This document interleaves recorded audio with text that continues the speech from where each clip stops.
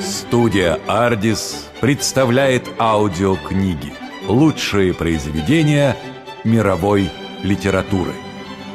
Подробную информацию об аудиокнигах студии «Ардис» смотрите в интернете на сайте www.ardisbook.ru.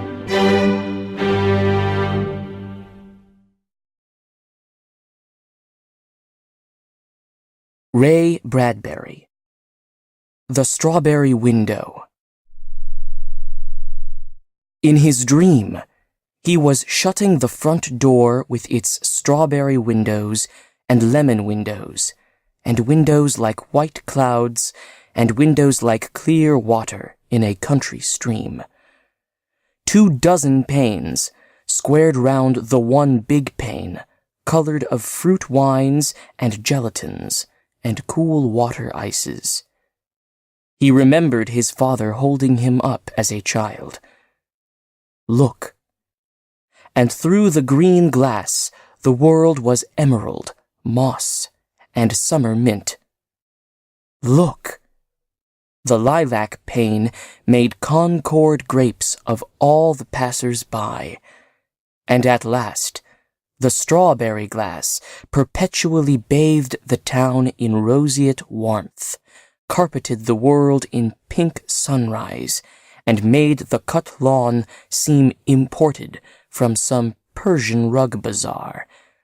The strawberry window, best of all, cured people of their paleness, warmed the cold rain, and set the blowing, shifting February snows afire. Ah! He awoke. He heard his boys talking before he was fully out of his dream, and he lay in the dark now, listening to the sad sound their talk made, like the wind blowing the white sea bottoms in the blue hills. And then he remembered.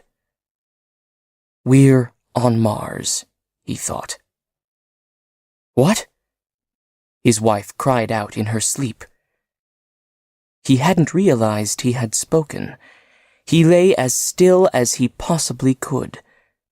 But now, with a strange kind of numb reality, he saw his wife rise to haunt the room, her pale face staring through the small, high windows of their Quonset hut at the clear but unfamiliar stars. Carrie, he whispered. She did not hear. Carrie, he whispered. There's something I want to tell you. For a month now, I've been wanting to say, tomorrow morning, there's going to be... But his wife sat all to herself in the blue starlight and would not look at him. He closed his eyes tight. If only the sun stayed up, he thought. If only there was no night. For during the day, he nailed the settlement town together. The boys were in school, and Carrie had cleaning, gardening, cooking to do. But when the sun was gone, and their hands were empty of flowers or hammers and nails and arithmetics, their memories, like night birds, came home in the dark. You heard them rustle the black roof like the first rain of a new season of endless rains.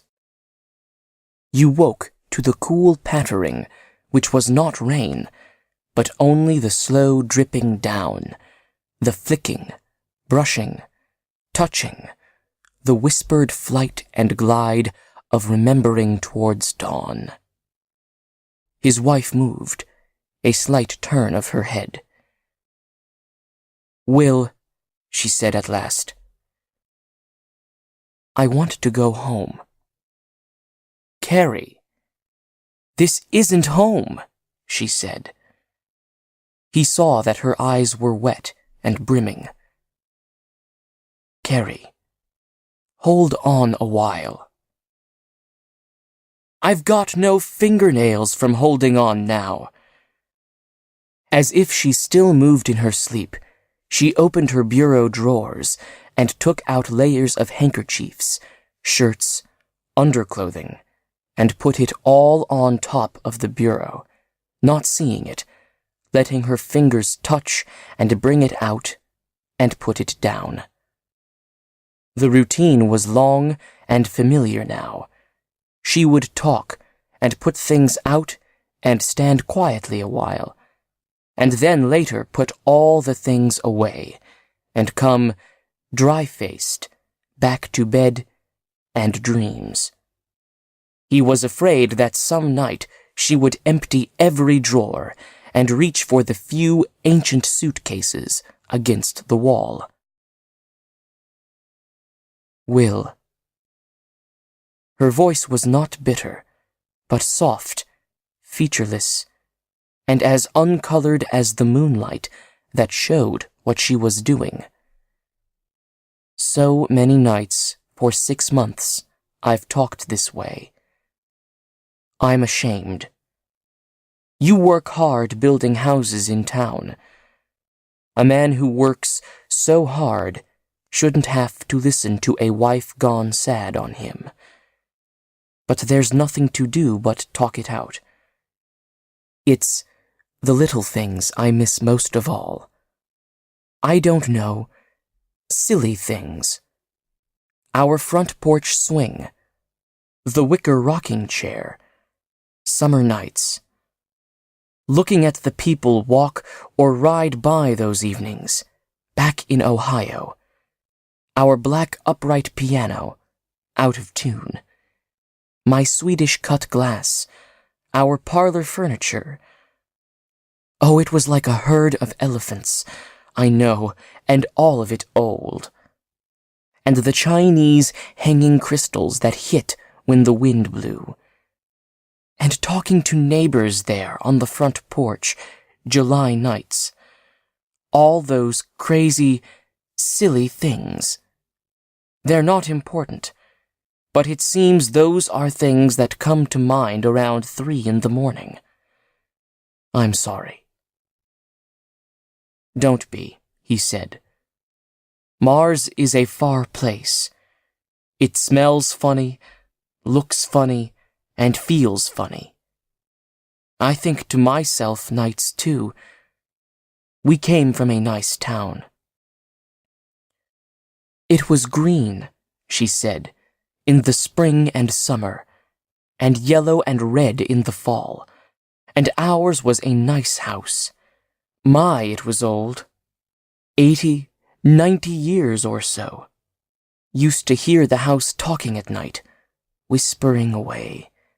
All the dry wood, the banisters, the front porch, the sills.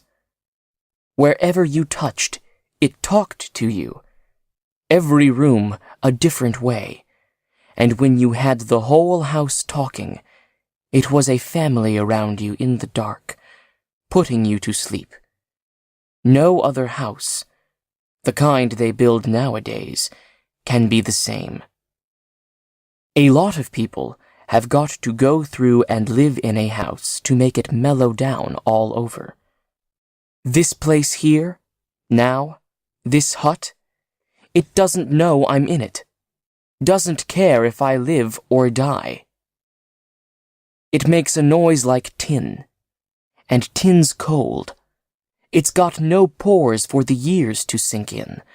It's got no cellar for you to put things away for next year, and the year after that. It's got no attic where you keep things from last year and all the other years before you were born. And without an attic, you've got no past.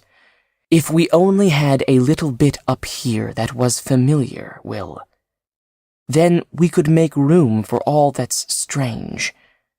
But when everything, every single thing is strange, then it takes forever to make things familiar. He nodded in the dark. There's nothing you say that I haven't thought. She was looking at the moonlight where it lay upon the suitcases against the wall. He saw her move her hand down towards them. Carrie! What? He swung his legs out of bed. Carrie, I've done a crazy, damn fool thing. All these months I heard you dreaming away, scared, and the boys at night, and the wind, and Mars out there, the sea bottoms and all, and... He stopped and swallowed. You got to understand what I did and why I did it. All the money we had in the bank a month ago, all the money we saved for 10 years, I spent. Will. I threw it away, Carrie. I swear, I threw it away on nothing. It was going to be a surprise. But now, tonight, there you are, and there are those damned suitcases on the floor, and... Will, she said, turning around. You mean we've gone through all this on Mars, putting away extra money every week, only to have you burn it up in a few hours? I don't know, he said. I'm a crazy fool. Look, it's not long till morning. We'll get up early. I'll take you down to see what I've done. I don't want to tell you. I want you to see. And if it's no go, then, well, there's always those suitcases and the rocket to Earth 4 times a week. She did not move. Will, she murmured. Don't say any more, he said. Will.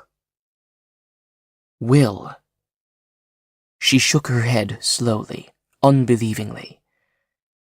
He turned away and lay back down on his own side of the bed, and she sat on the other side, and for a moment did not lie down, but only sat looking at the bureau where her handkerchiefs and jewelry and clothing lay ready in neat stacks where she had left them. Outside, a wind the color of moonlight stirred up the sleeping dust and powdered the air. At last she lay back, but said nothing more, and was a cold weight in the bed, staring down the long tunnel of night towards the faintest sign of morning. They got up in the very first light and moved in the small Quonset hut without a sound.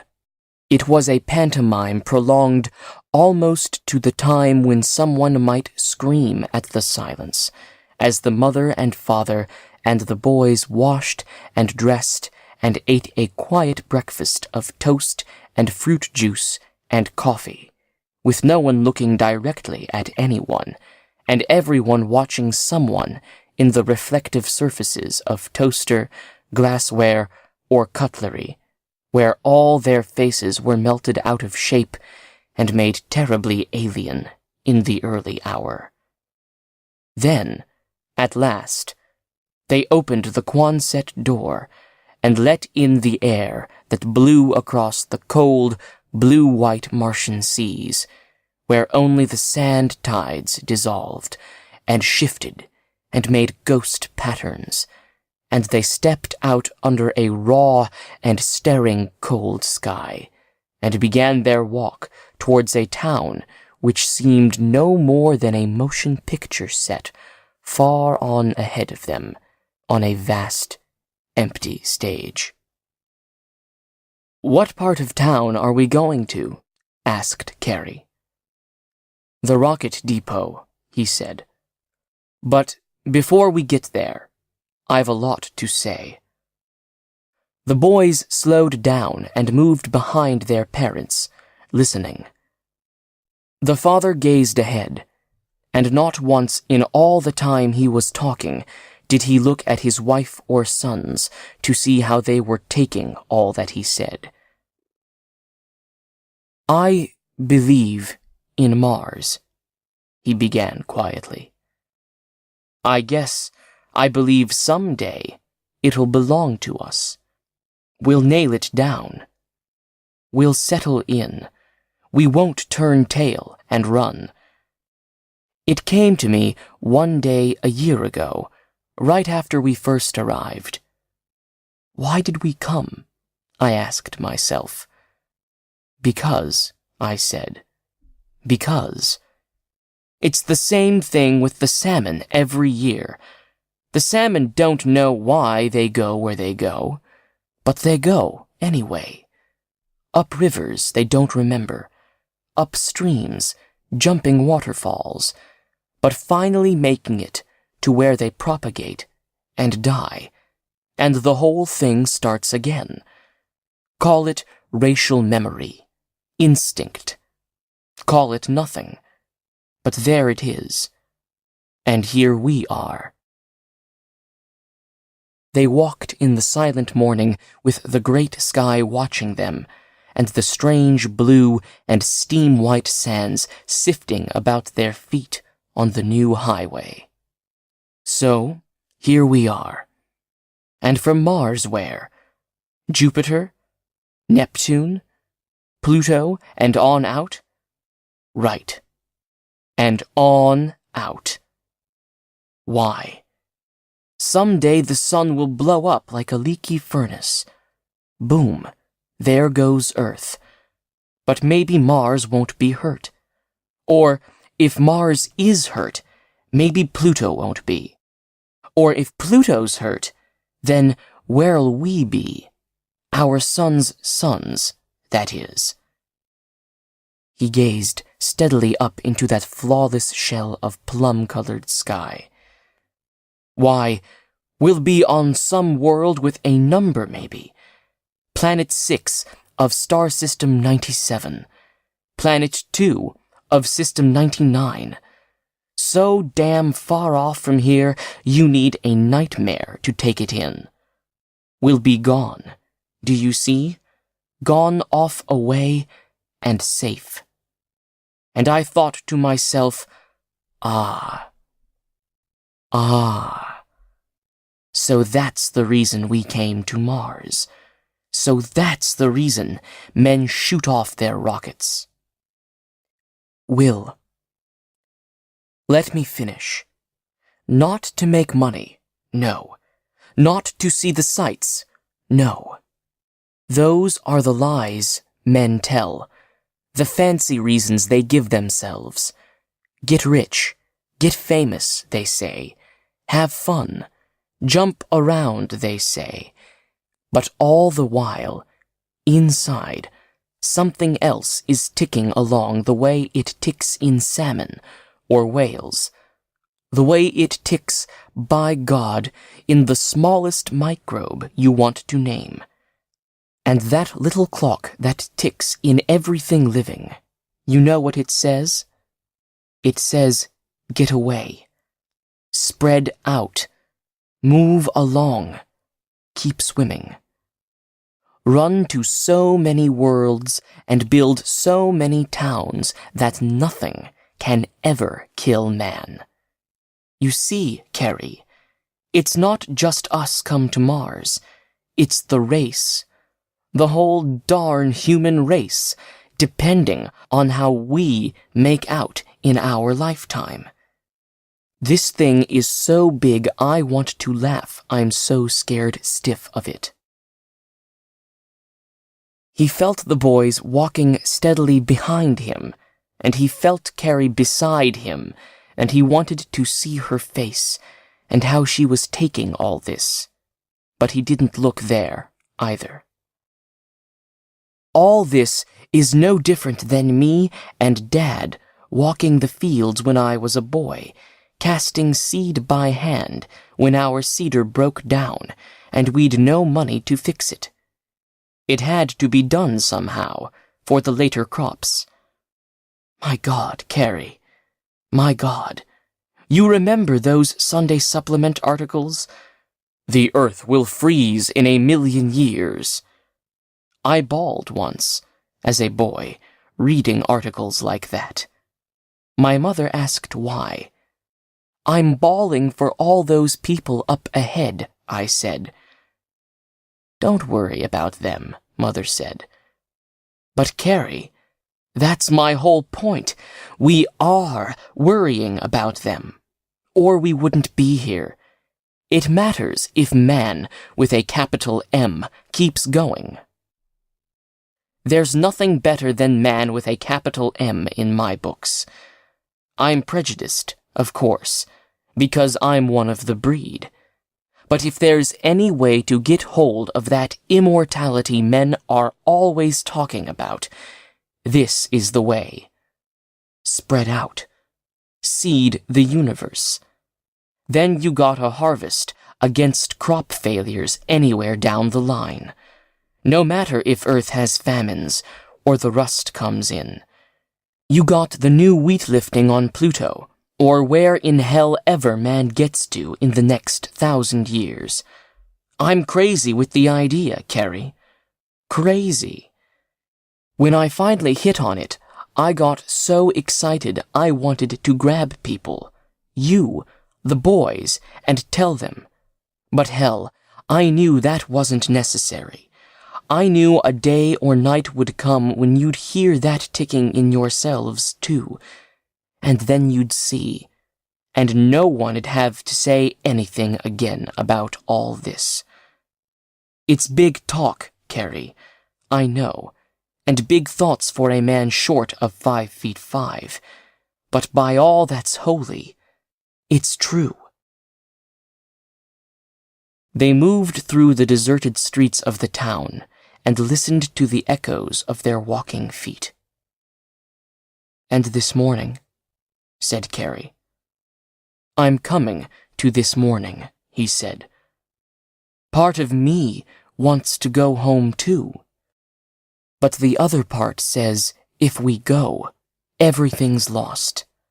So I thought, what bothers us most? Some of the things we once had. Some of the boys' things. Your things. Mine. And I thought, if it takes an old thing to get a new thing started, by God, I'll use the old thing. I remember from history books that 1,000 years ago they put charcoals in a hollowed-out cow horn, blew on them during the day, so they carried their fire on marches from place to place to start a fire every night from the sparks left over from morning. Always a new fire, but always something of the old in it. So I weighed and balanced it off. Is the old worth all our money? I asked. No. It's only the things we did with the old that have any worth. Well, then, is the new worth all our money?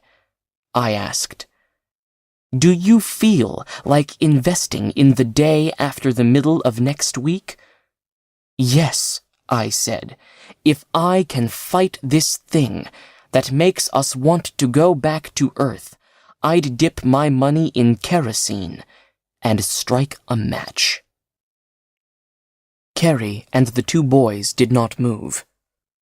They stood on the street, looking at him as if he were a storm that had passed over and around, almost blowing them from the ground, a storm that was now dying away. The freight rocket came in this morning, he said quietly. Our delivery's on it. Let's go and pick it up. They walked slowly up the 3 steps into the rocket depot and across the echoing floor towards the freight room that was just sliding back its doors, opening for the day. Tell us again about the salmon, said one of the boys. In the middle of the warm morning, they drove out of town in a rented truck filled with great crates and boxes and parcels and packages, long ones, tall ones, short ones, flat ones, all numbered and neatly addressed to one William Prentice, New Toledo, Mars. "Will," said Carrie, over and over again. "Will." They stopped the truck by the Quonset hut, and the boys jumped down and helped their mother out. For a moment, Will sat behind the wheel, and then slowly got out himself to walk around and look into the back of the truck at the crates.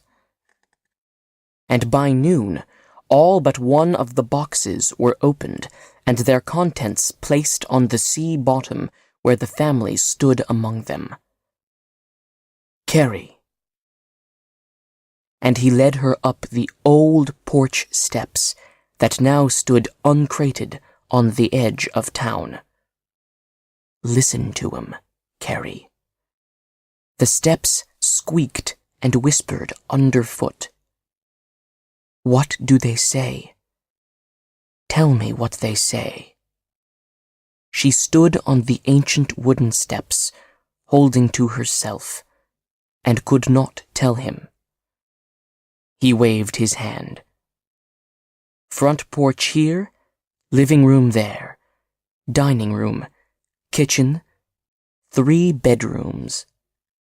Part we'll build new, part we'll bring. Of course, all we got here now is the front porch, some parlor furniture, and the old bed." "All that money, Will." He turned, smiling. "You're not mad now. Look at me. You're not mad. We'll bring it all up, next month, next year. The cut glass vases, that Armenian carpet your mother gave us in 1961, just let the sun explode." They looked at the other crates, numbered and lettered. Front porch swing, front porch wicker rocker, hanging Chinese crystals.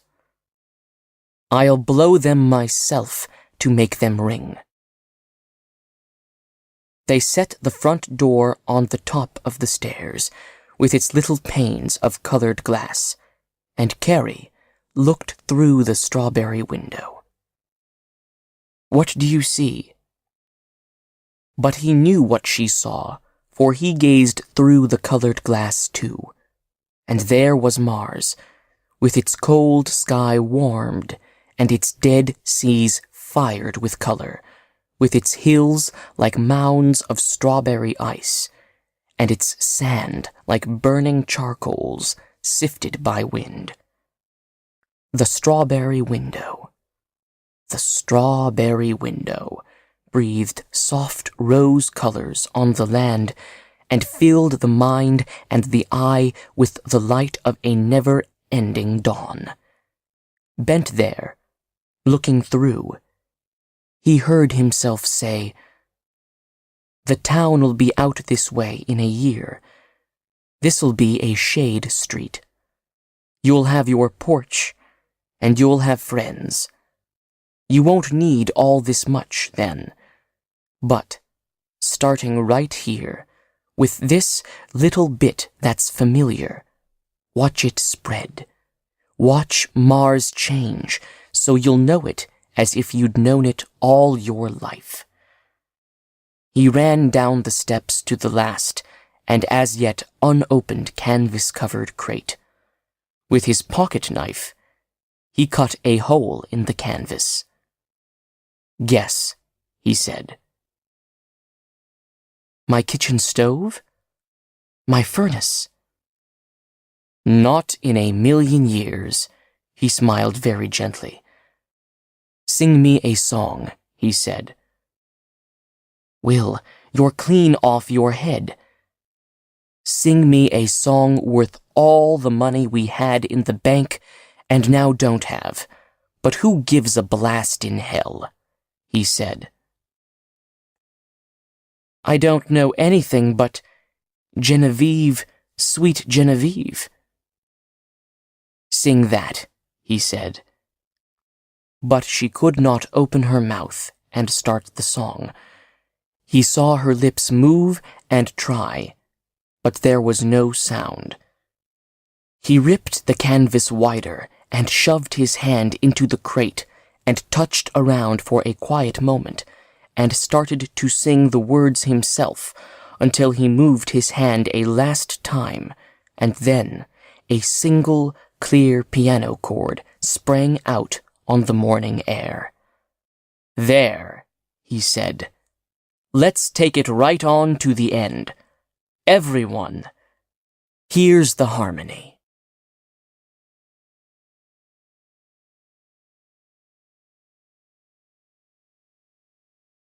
Referent. Roby Morrison fidgeted. Walking in the tropical heat, he heard the wet thunder of waves on the shore. There was a green silence on Orthopedic Island. It was the year 1997, but Roby did not care. All around him was the garden where he prowled, all 10 years of him. This was meditation hour. Beyond the garden wall, to the north, were the high IQ cubicles, where he and the other boys slept in special beds. With morning, they popped up like bottle corks, dashed into showers, gulped food, and were sucked down vacuum tubes half across the island to semantics school. Then to physiology. After physiology, he was blown back underground and released through a seal in the great garden wall to spend this silly hour of meditative frustration as prescribed by the island psychologists. Roby had his opinion of it.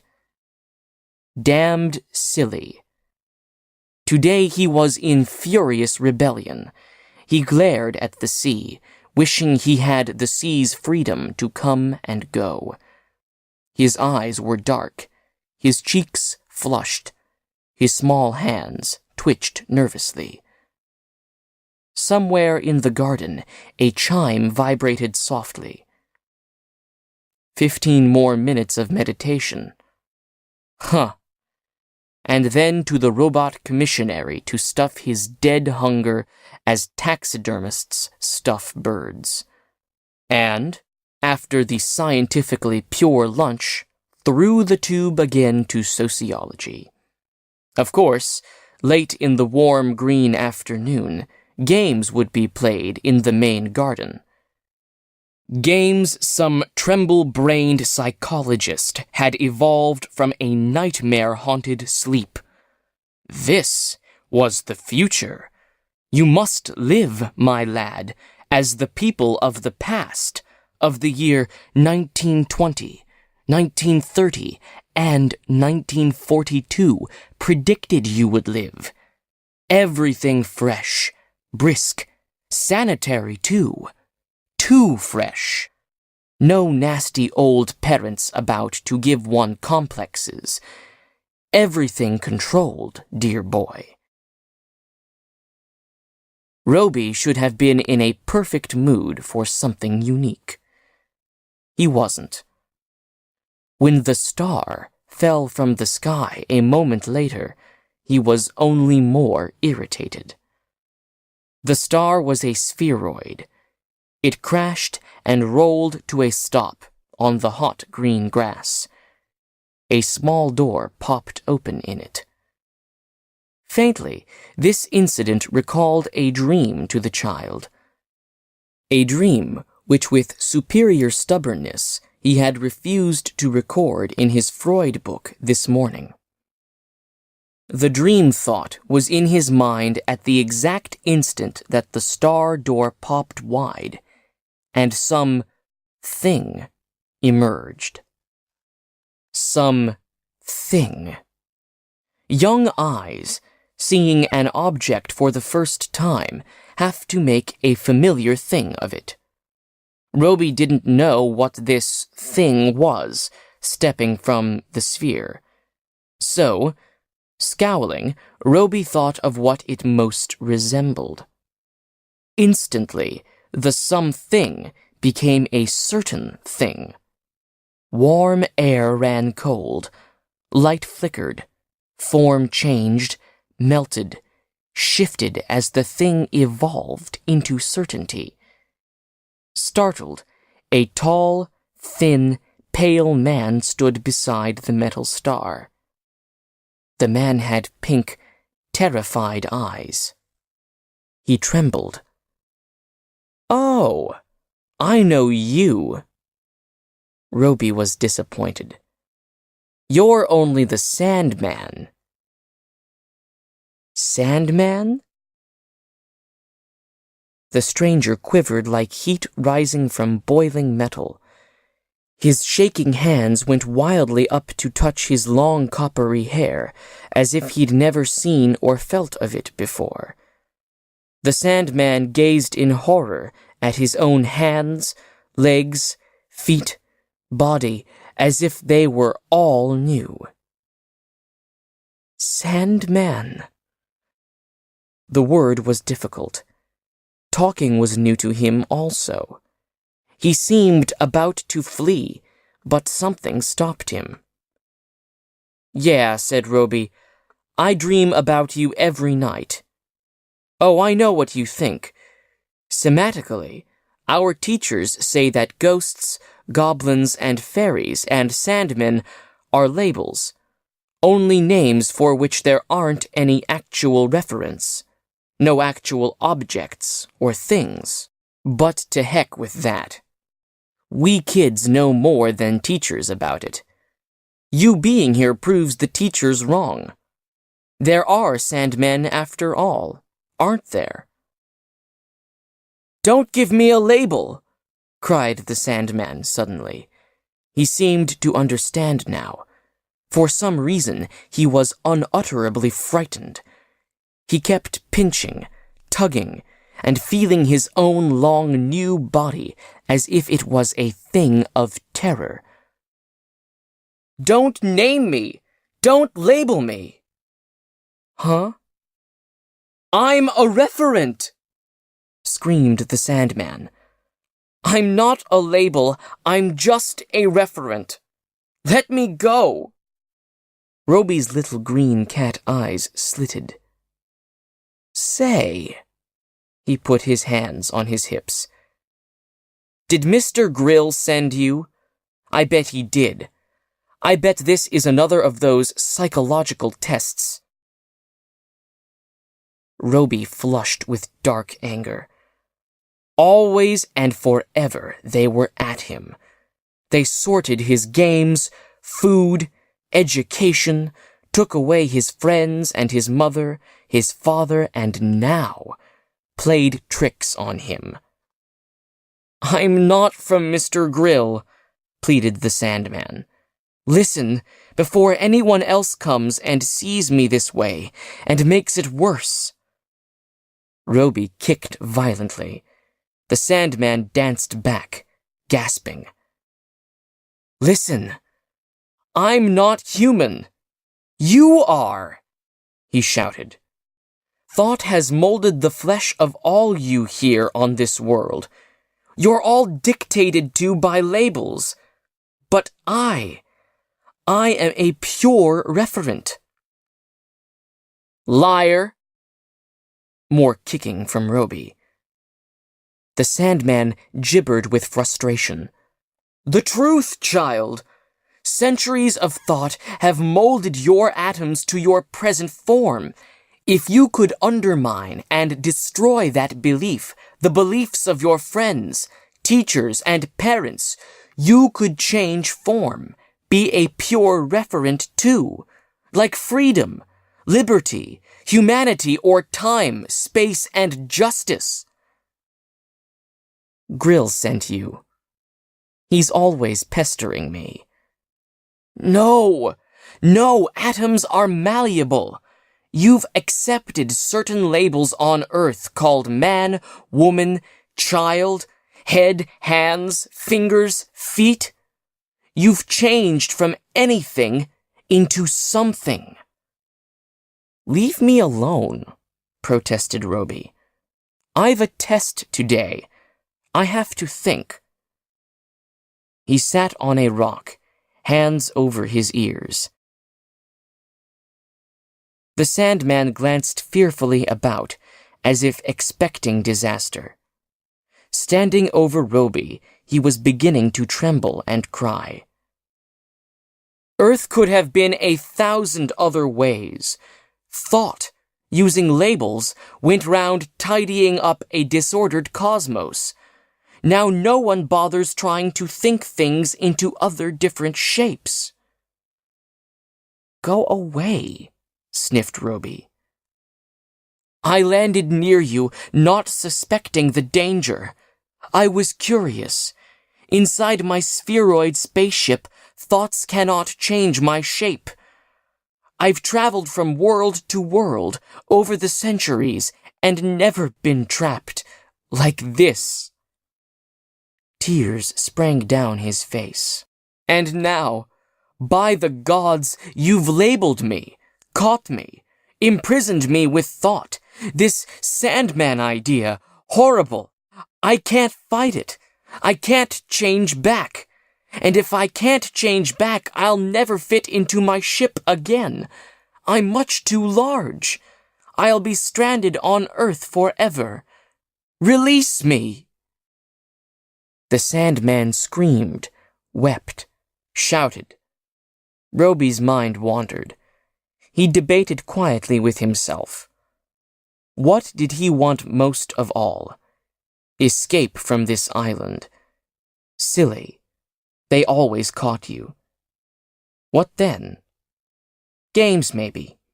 Like to play regular games, minus psycho-supervision. Yeah, that'd be nice. Kick the can, or spin the bottle, or even just a rubber ball to bounce on the garden wall and catch, all to himself. Yeah, a red ball. The Sandman cried, Don't! Silence. A red rubber ball bounced on the ground. Up and down bounced the red rubber ball. Hey! It took Roby a moment to realize the ball was there. Where did this come from? He hurled it against the wall, caught it. Gee! He didn't notice the absence of a certain stranger who had been shouting at him a few moments before. The Sandman was gone. Way off in the hot distance of the garden, a bonging noise sounded. A cylinder was rushing up the tube to the wall's circular door. The door peeled open with a faint hiss. Footsteps rustled measuredly along the path. Mr. Grill stepped through a lush frame of tiger lilies. Morning, Roby. Oh. Mr. Grill stopped.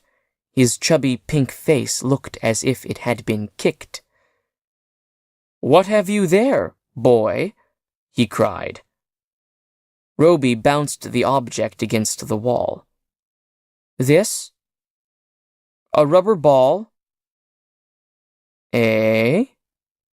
Grill's small blue eyes blinked, narrowing. Then he relaxed. Why, of course. For a moment, I thought I saw...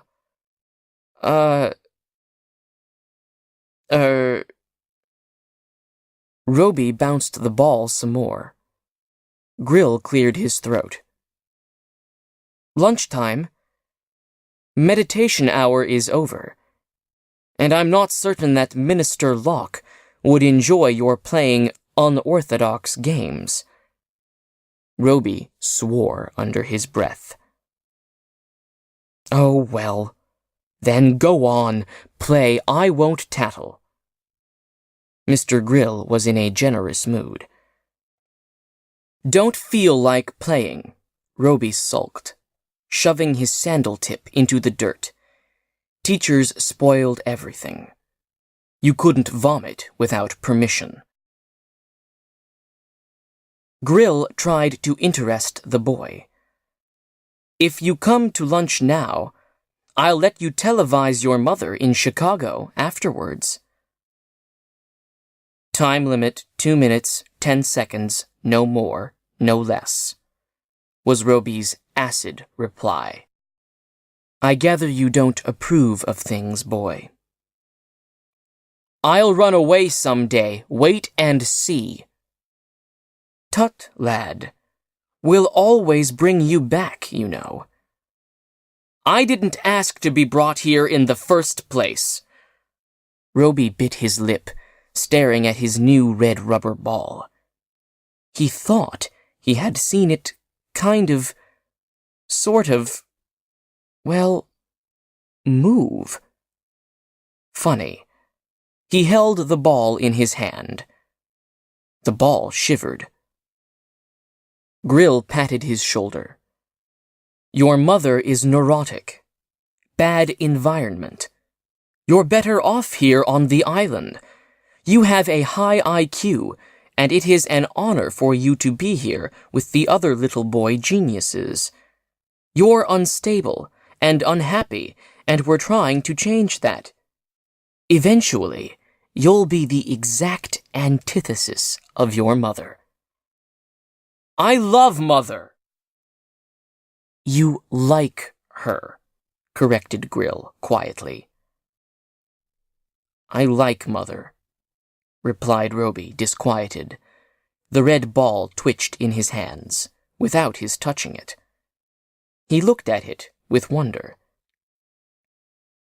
"You'll only make it harder for yourself if you love her," said Grill. "You're a goddamn silly," said Roby. Grill stiffened. "Don't swear. Besides, you don't really mean God and you don't mean damn. There's very little of either in the world. Semantics, Book 7, page 418, Labels and Reference." "Now I remember," shouted Roby, looking around. "There was a Sandman here just now, and he said—" "Come along," said Mr. Grill. "Lunchtime." Commissary food emerged from robot servers on extension springs.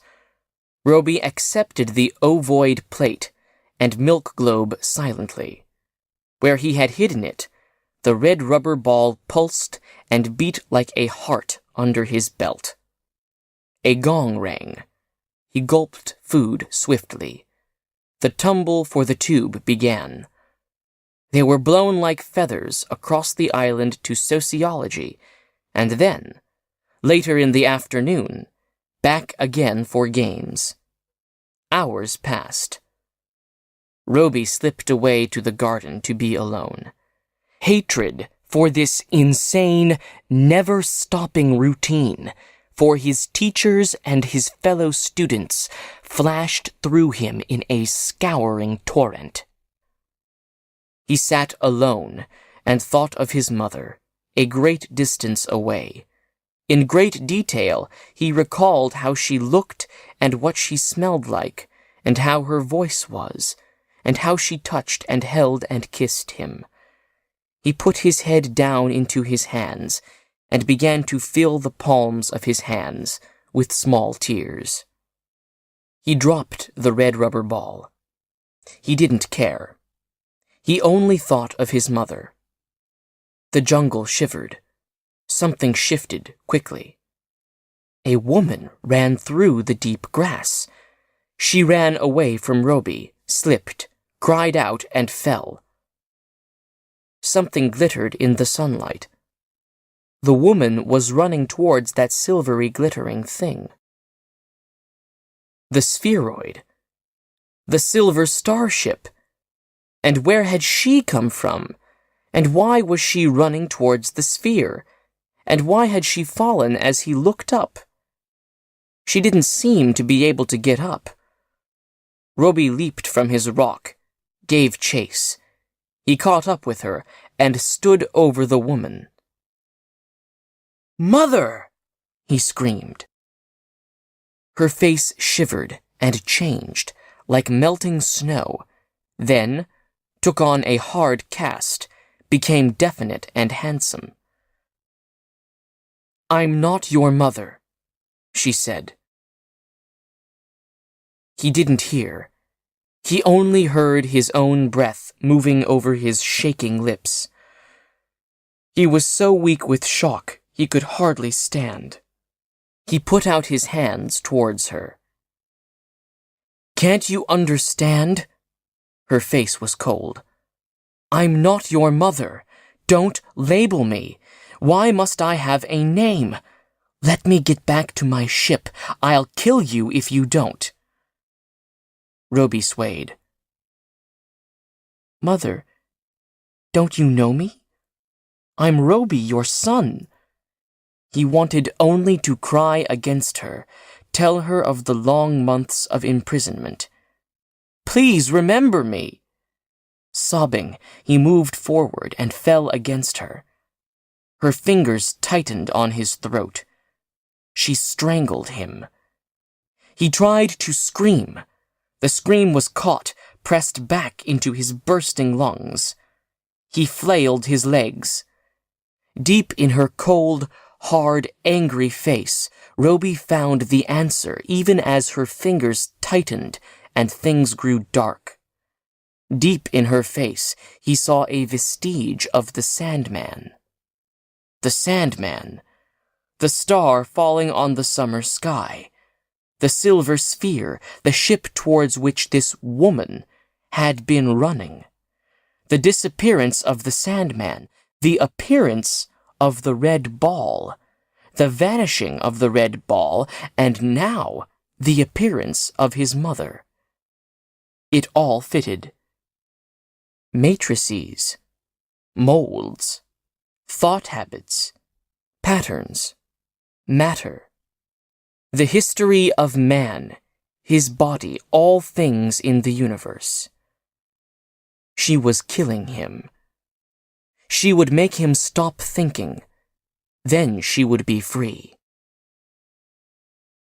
Thoughts. Darkness. He could barely move now. Weak. Weak. He had thought it was his mother. It wasn't. Nevertheless, it was killing him. What if Roby thought something else? Try anyway. Try it. He kicked.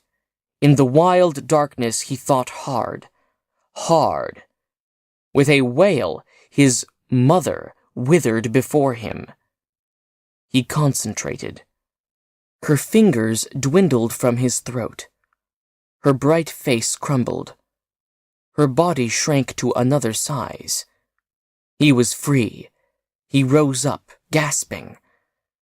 Through the jungle he saw the silver sphere lying in the sun. He staggered towards it, then cried out with the sharp thrill of the plan that formed in his mind. He laughed triumphantly. He stared once more at it.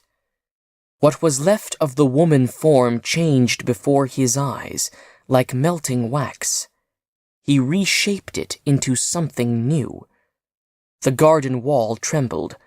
A vacuum cylinder was hissing up through the tube. Mr. Grill was coming.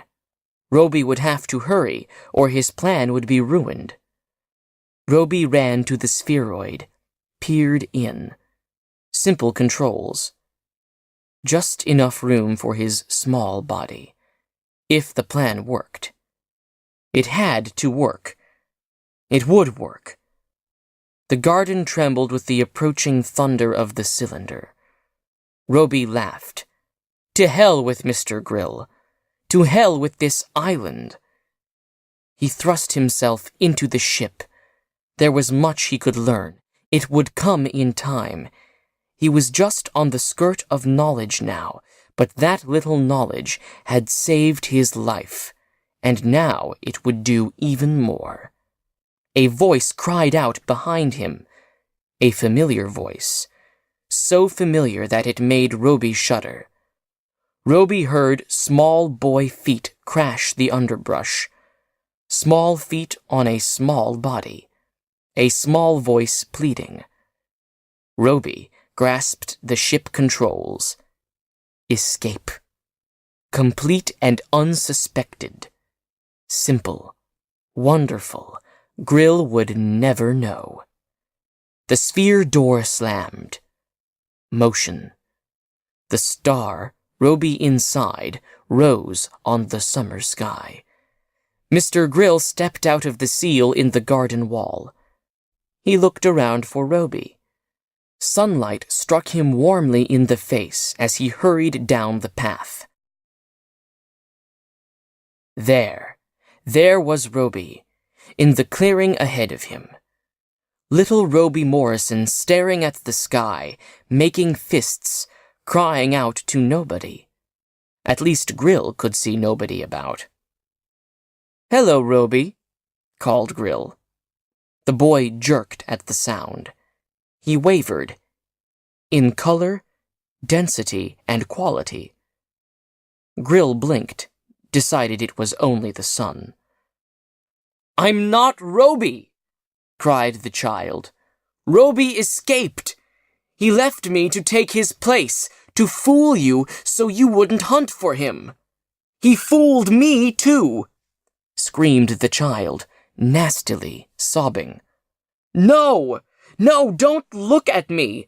Don't think that I'm Roby! You'll make it worse! You came expecting to find him, and you found me and made me into Roby! You're molding me, and I'll never, never change now! Oh, God!" "Come now, Roby." "Roby'll never come back. I'll always be him. I was a rubber ball, a woman, a sandman, but believe me, I'm only malleable atoms. That's all. Let me go." Grill backed up slowly. His smile was sick. "I'm a referent. I'm not a label," cried the child. Yes, I understand. Now, Roby. Roby, you just wait right there now, while I call the psycho ward."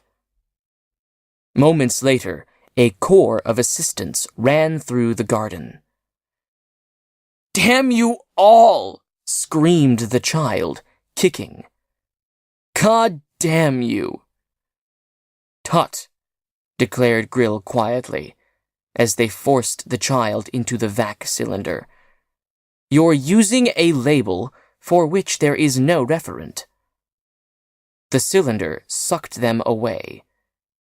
A star blinked on the summer sky and vanished.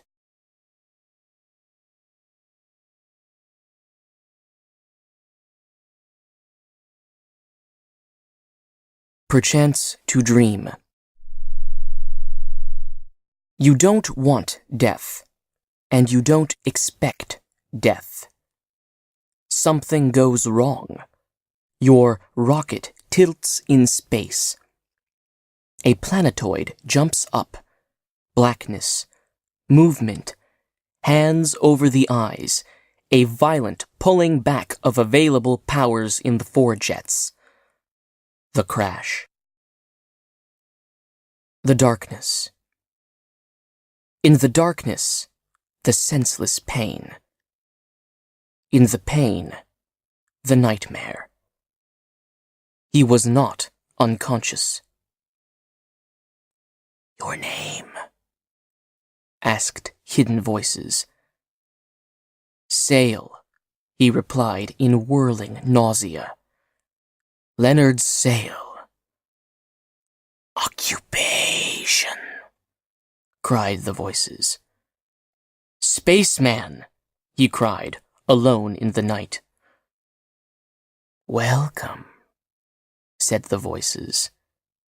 "Welcome, welcome." They faded. He stood up in the wreckage of his ship. It lay like a folded, tattered garment around him. The sun rose, and it was morning. Sail pried himself out of the small airlock and stood breathing heavily. Luck. Sheer luck. His suit was intact, his oxygen breathable. A few minutes checking showed him he had 2 months' supply of oxygen and food. Fine. And this, he prowled through the wreckage, miracle of miracles. The radio was intact.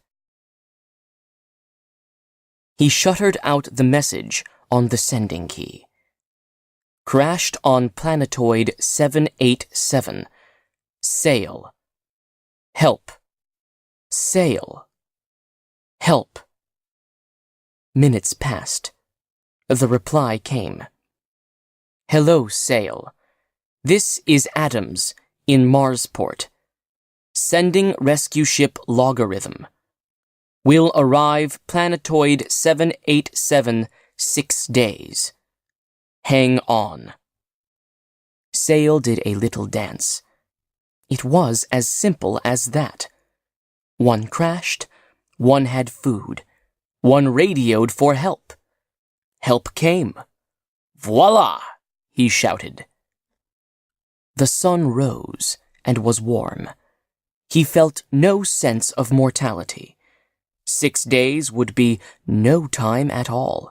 He would eat, he would read, he would sleep. He glanced at his surroundings. No dangerous animals, a tolerable oxygen supply. What more could one ask? Beans and bacon was the answer. He touched the machinery in his helmet that popped food into his mouth.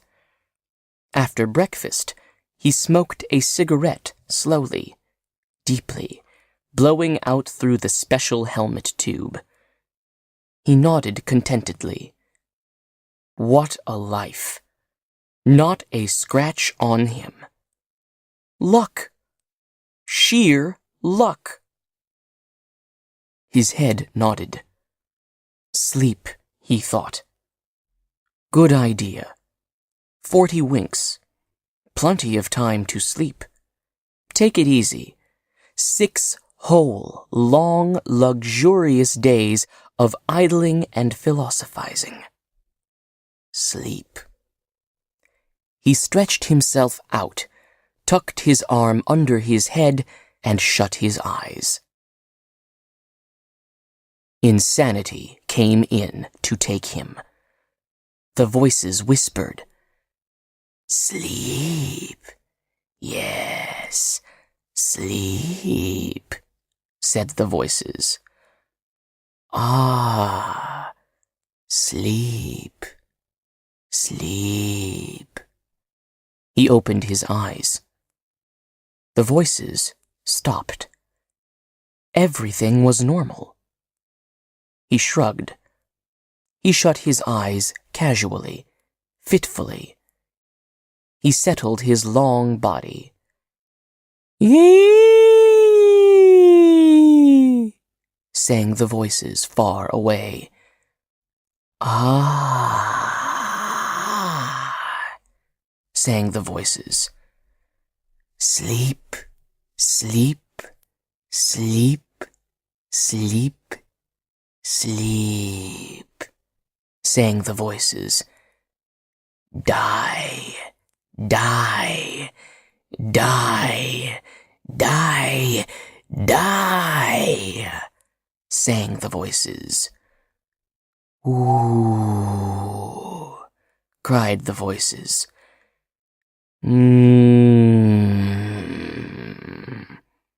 A bee ran through his brain. He sat up. He shook his head. He blinked at the crashed ship. Hard metal. He felt the solid rock under his fingers. He saw the real sun warming the blue sky. Let's try sleeping on our back, he thought. He adjusted himself, lying back down. His watch ticked on his wrist. The blood burned in his veins. Sleep, sleep, sleep, sleep, sleep, sang the voices. Oh, sang the voices. Ah, sang the voices. Die, die, die, die, die. Sleep, sleep, die, sleep, die, sleep, die. Oh, ah, ee. Blood tapped in his ears. The sound of the wind rising. Mine, mine, said a voice. Mine, mine, he's mine, he's mine. No, mine, mine, said another voice. No, mine, he's mine. No, ours, ours, sang 10 voices. Ours, ours, he's ours. His fingers twitched. His jaws spasmed. His eyelids jerked. At last, sang a high voice. Now, now, the long time, the waiting, over, over, sang the high voice. Over, over at last. It was like being undersea. Green songs, green visions, green time, bubbled voices drowning in deep liquors of sea tide, far away choruses chanting senseless rhymes. Leonard's sail stirred in agony. Mine! Mine! Cried a loud voice. Mine! Mine! Shrieked another. Ours! Ours! Shrieked the chorus. The din of metal, the crash of sword, the conflict, the battle, the fight, the war, all of it exploding, his mind fiercely torn apart. Eeeeee! He leaped up, screaming. The landscape melted and flowed. A voice said, I am Till of Rathalar, proud Till, Till of the blood mound and the death drum, Till of Rathalar, killer of men. Another spoke. I am Eeyore of Wendigo, wise Eeyore, destroyer of infidels.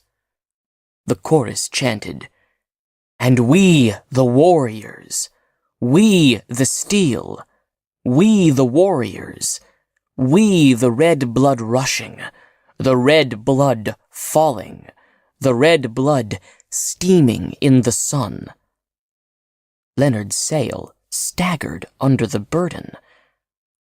Go away! He cried. Leave me! In God's name, leave me! Eee! Shrieked the high sound of steel hot on steel. Silence. He stood with the sweat boiling out of him. He was trembling so violently he could not stand. Insane, he thought. Absolutely insane. Raving insane. Insane. He jerked the food kit open, did something to a chemical packet. Hot coffee was ready in an instant. He mouthed it through the helmet tube greedily. He shivered. He sucked in raw gulps of breath. Let's be logical, he thought, sitting down heavily. The coffee seared his tongue. No record of insanity in the family for 200 years. All healthy, well balanced. No reason for insanity now. Shock? Silly. No shock. I'm to be rescued in 6 days. No shock to that. No danger. Just an ordinary planetoid. Ordinary place. No reason for insanity. I'm sane. Oh? Cried a small metal voice within, an echo, fading. Yes, he cried, beating his fists together. Sane!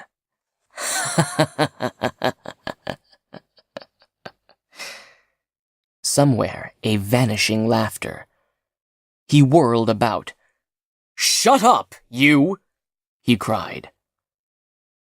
We didn't say anything, said the mountains. We didn't say anything, said the sky. We didn't say anything, said the wreckage. All right then, he said, swaying. See that you don't. Everything was normal. The pebbles were getting hot. The sky was big and dark. He looked at his fingers and saw the way the sun burned on every black hair.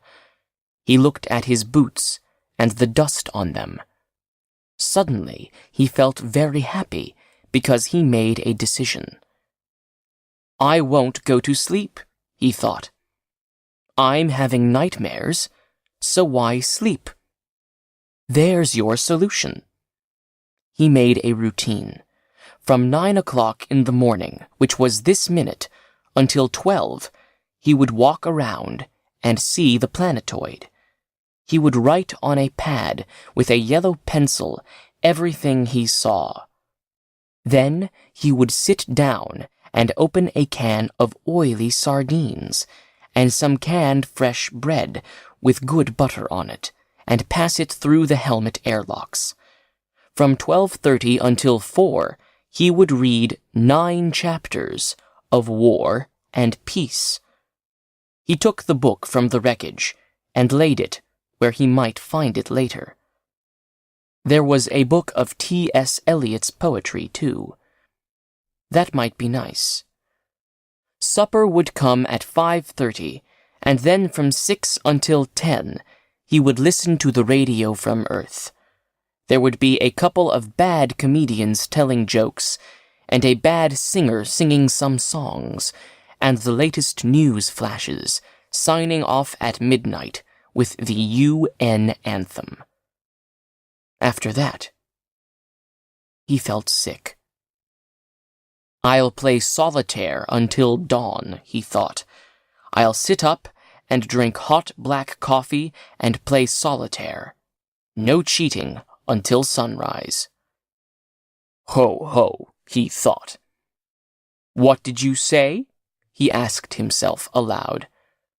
I said ha ha, he replied. Sometime you'll have to sleep. I'm wide awake, he said.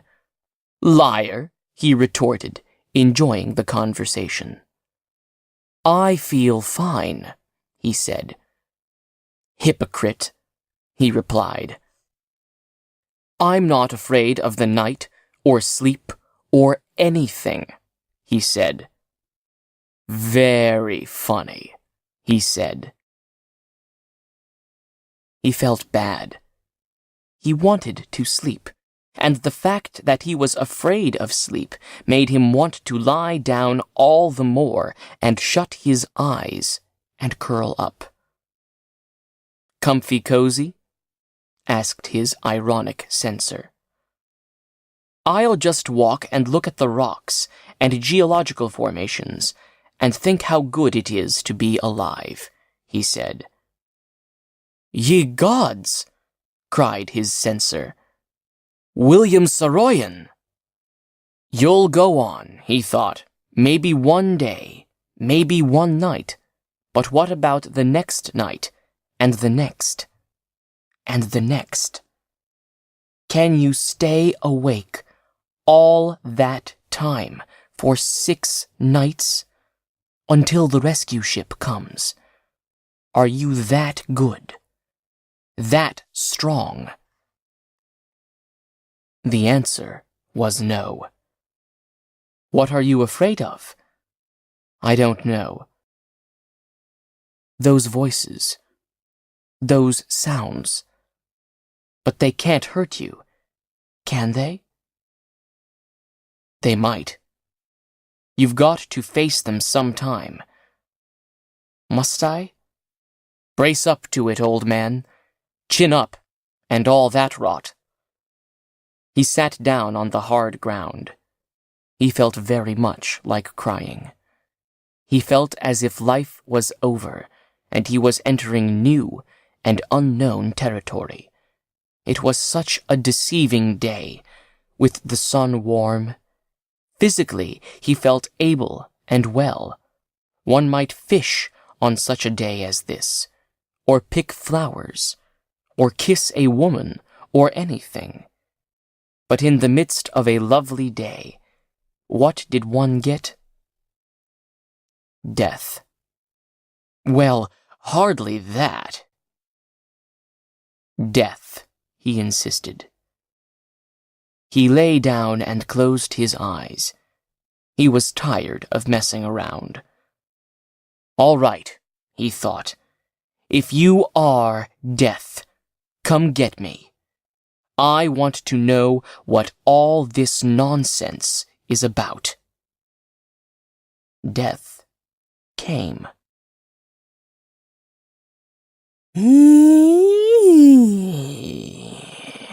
Said a voice. "Yes, I know," said Leonard Sale, lying there. "But what else?"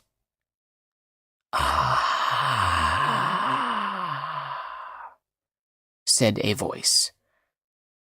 "I know that also," said Leonard Sale irritably. He turned cold. His mouth hung open wildly. "I am Till of Rathalar, killer of men." "I am Eeyore of Wendigo, destroyer of infidels." "What is this place?" asked Leonard Sale, struggling against horror. "Once a mighty planet," said Till of Rathalar. "Once a place of battles," said Eeyore of Wendigo.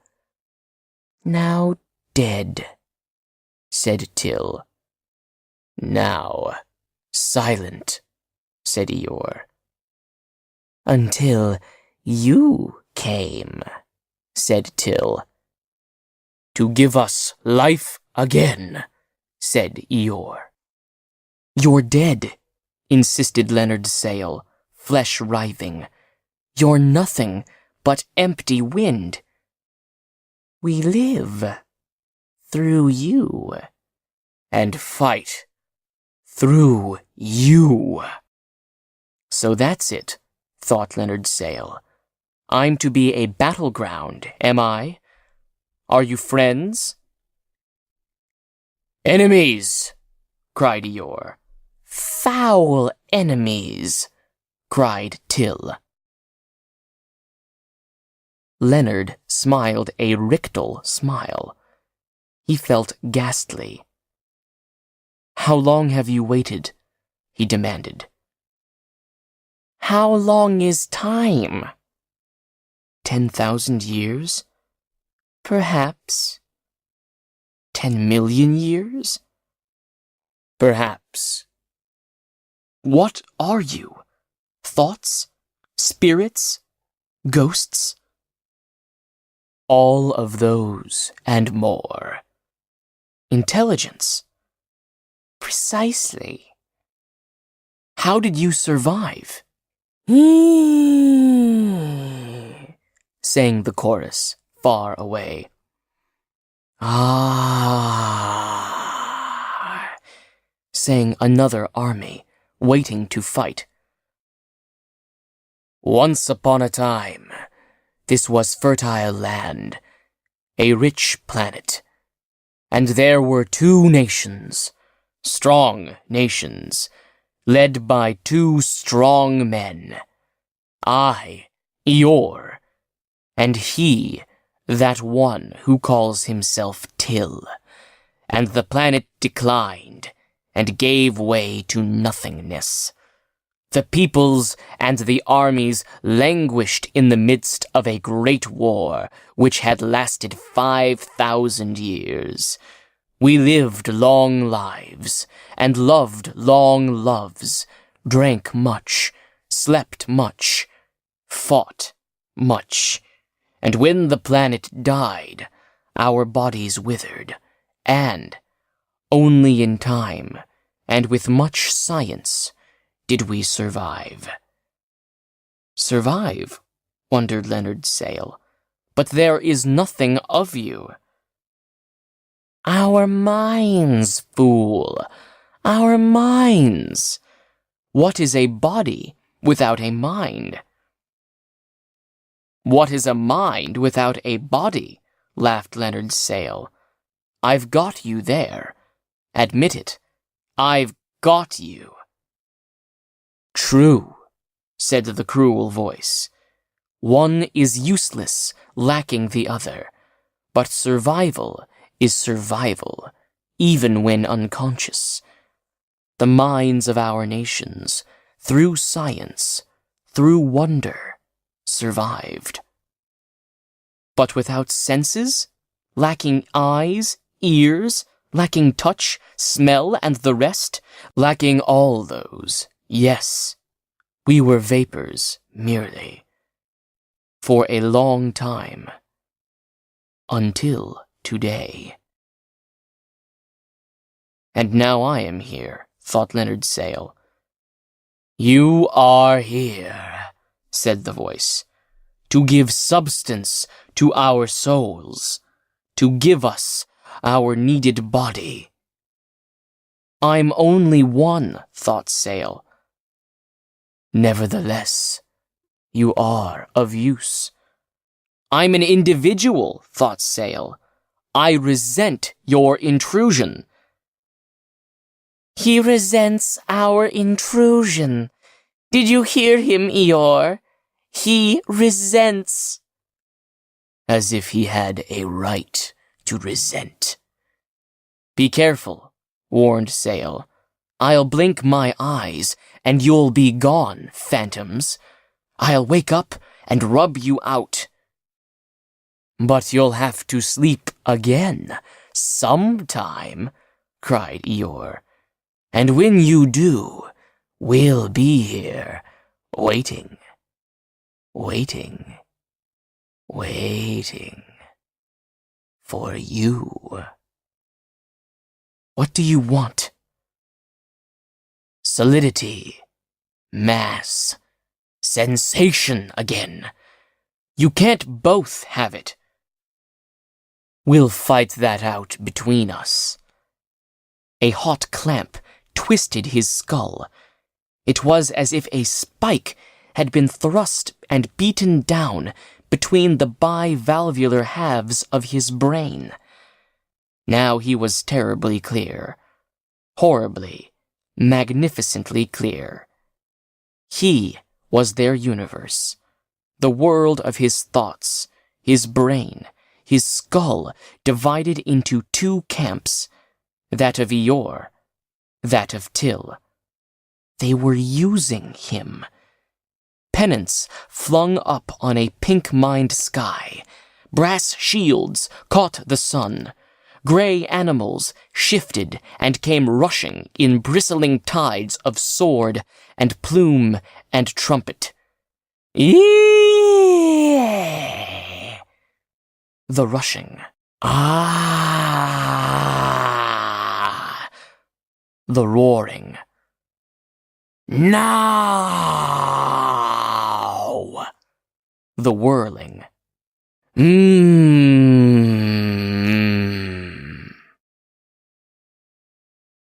10,000 men hurled across the small hidden stage.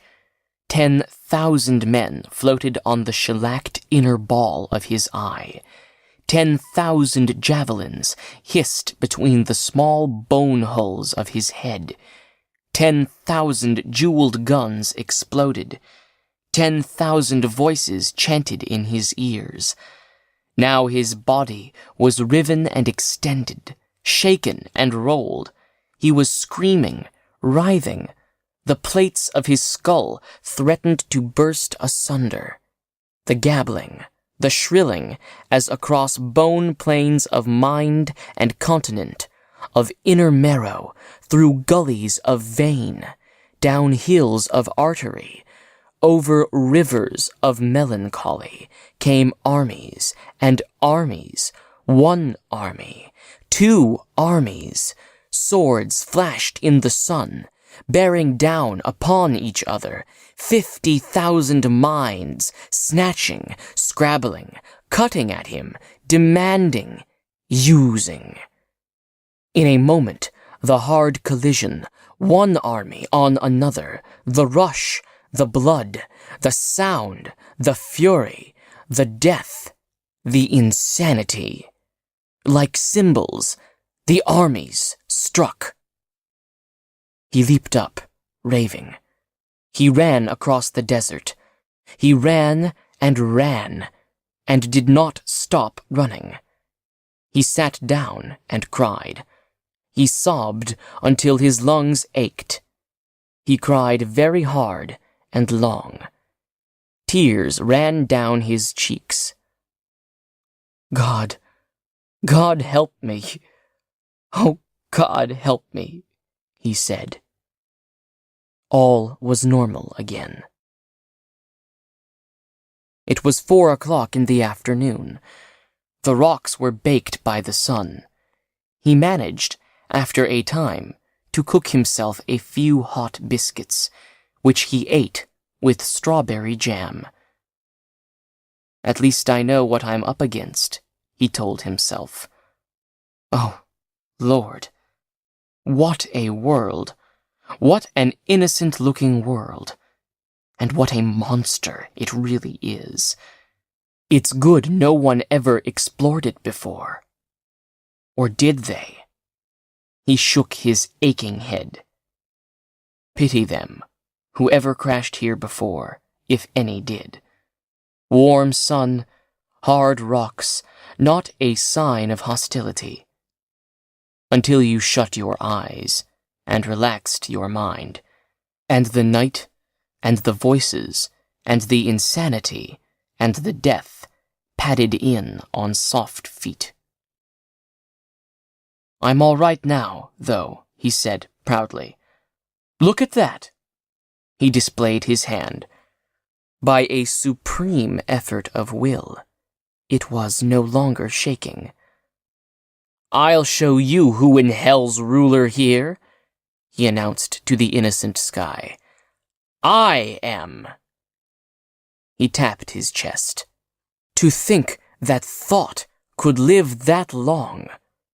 1,000,000 years, perhaps, all these thoughts of death and disorder and conquest, lingering in the innocent but poisonous air of the planet, waiting for a real man to give them a channel through which they might issue again in all their senseless virulence. Now that he was feeling better, it was all silly. All I have to do, he thought, is stay awake 6 nights. They won't bother me that way. When I'm awake, I'm dominant. I'm stronger than those crazy monarchs and their silly tribes of sword flingers and shield bearers and horn blowers. I'll stay awake. But can you, he wondered, 6 whole nights awake? There's coffee and medicine and books and cards. But I'm tired now. So tired, he thought. Can I hold out? Well, if not, there's always the gun. Where will these silly monarchs be if you put a bullet through their stage? All the world's a stage. No, you, Leonard Sale, are the small stage, and they the players. And what if you put a bullet through the wings, tearing down scenes, destroying curtains, ruining lines, destroy the stage, the players, all if they aren't careful? First of all, he must radio through to Marsport again. If there was any way they could rush the rescue ship sooner, then maybe he could hang on. Anyway, he must warn them what sort of planet this was, this so innocent-seeming spot of nightmare and fever vision. He tapped on the radio key for a minute. His mouth tightened. The radio was dead. It had sent the proper rescue message, received a reply, and then extinguished itself. The proper touch of irony, he thought. There was only one thing to do. Draw a plan. This he did. He got a yellow pencil and delineated his 6-day plan of escape. Tonight, he wrote, read 6 more chapters of War and Peace.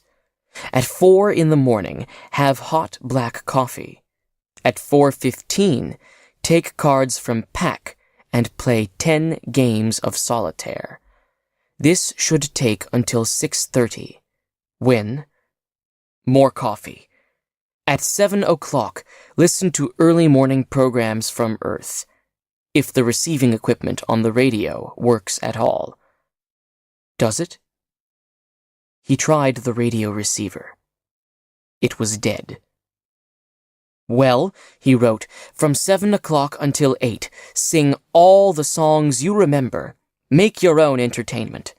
From 8 until 9, think about Helen King. Remember Helen. On second thought, think about Helen right now. He marked that out with his pencil. The rest of the days were set down in minute detail. He checked the medical kit. There were several packets of tablets that would keep you awake. 1 tablet an hour, every hour, for 6 days. He felt quite confident. Here's mud in your evil eye, Eeyore, Till. He swallowed one of the stay-awake tablets with a scalding mouth of black coffee. Well, with one thing and another, it was Tolstoy or Balzac. Gin rummy, coffee, tablets, walking. More Tolstoy, more Balzac, more gin rummy, more solitaire. The first day passed, as did the second and third. On the 4th day, he lay quietly in the shade of a rock, counting to 1,000 by 5s, then by 10s, to keep his mind occupied and awake. His eyes were so tired he had to bathe them frequently in cool water. He couldn't read. He was bothered with splitting headaches. He was so exhausted. He couldn't move. He was numb with medicine. He resembled a waxen dummy, stuffed with things to preserve him in a state of horrified wakefulness. His eyes were glass, his tongue a rusted pike. His fingers felt as if they were gloved in needles and fur. He followed the hand of his watch. 1 second less to wait, he thought. 2 seconds. 3 seconds. 4. 5. 10. 30 seconds. A whole minute. Now an hour less time to wait. Oh, ship, hurry on thy appointed round. He began to laugh softly. What would happen if he just gave up, drifted off into sleep? Sleep. Ah, sleep. Perchance to dream. All the world's a stage. What if he gave up the unequal struggle, lapsed down? Eeeeee. The high, shrill warning sound of battle metal. He shivered. His tongue moved in his dry, burry mouth. Eeyore and Till would battle out their ancient battle. Leonard Sale would become quite insane, and whichever won the battle would take this ruin of an insane man, the shaking, laughing, wild body, and wander it across the face of this world for 10, 20 years, occupying it, striding in it, pompous, holding court, making grand gestures, ordering heads severed, calling on inward, unseen dancing girls. Leonard Sale, what remained of him, would be led off to some hidden cave, there to be infested with wars and worms of wars for 20 insane years, occupied and prostituted by old and outlandish thoughts. When the rescue ship arrived, it would find nothing. Sale would be hidden somewhere by a triumphant army in his head, hidden in some cleft of rock, placed there like a nest for Eeyore to lie upon in evil occupation. The thought of it almost broke him in half. 20 years of insanity. 20 years of torture. Doing what you don't want to do. 20 years of wars raging and being split apart. 20 years of nausea and trembling. His head sank down between his knees. His eyes snapped and cracked and made soft noises. His eardrum popped tiredly. Sleep, sleep, sang soft sea voices. I'll make a proposition with you. Listen, thought Leonard Sale. You too, Till. You can occupy me on Mondays, Wednesdays, and Fridays. Till, you can take me over on Sundays, Tuesdays, and Saturday. Thursday is maid's night out. Okay?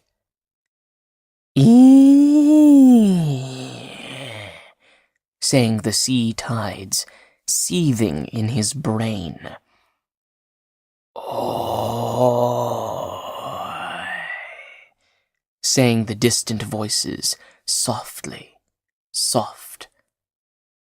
What'll you say? Is it a bargain? Eeyore, Till.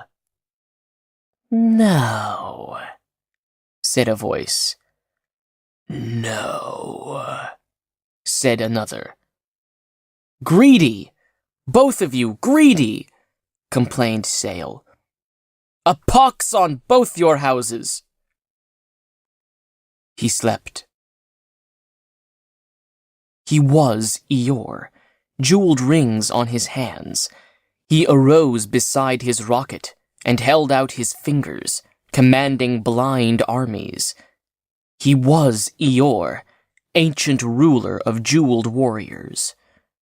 He was Till, lover of women, killer of dogs.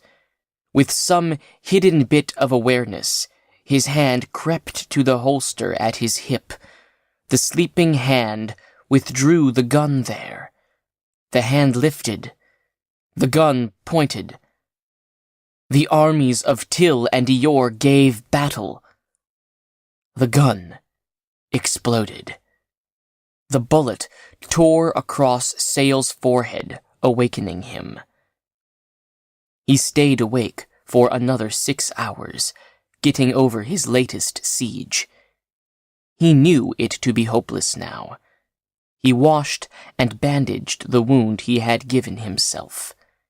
He wished he had aimed straighter, and it was all over. He watched the sky. 2 more days. 2 more. Come on, ship. Come on. He was heavy with sleeplessness. No use. At the end of 6 hours, he was raving badly. He took the gun up and put it down, and took it up again, put it against his head, tightened his hand on the trigger, changed his mind, looked at the sky again. Night settled. He tried to read, threw the book away. He tore it up and burned it, just to have something to do. So tired. In another hour, he decided, if nothing happens, I'll kill myself. This is for certain now. I'll do it this time. He got the gun ready and laid it on the ground next to himself. He was very calm now, though tired. It would be over and done. He would be dead. He watched the minute hand of his watch. 1 minute. 5 minutes. 25 minutes. The flame appeared on the sky.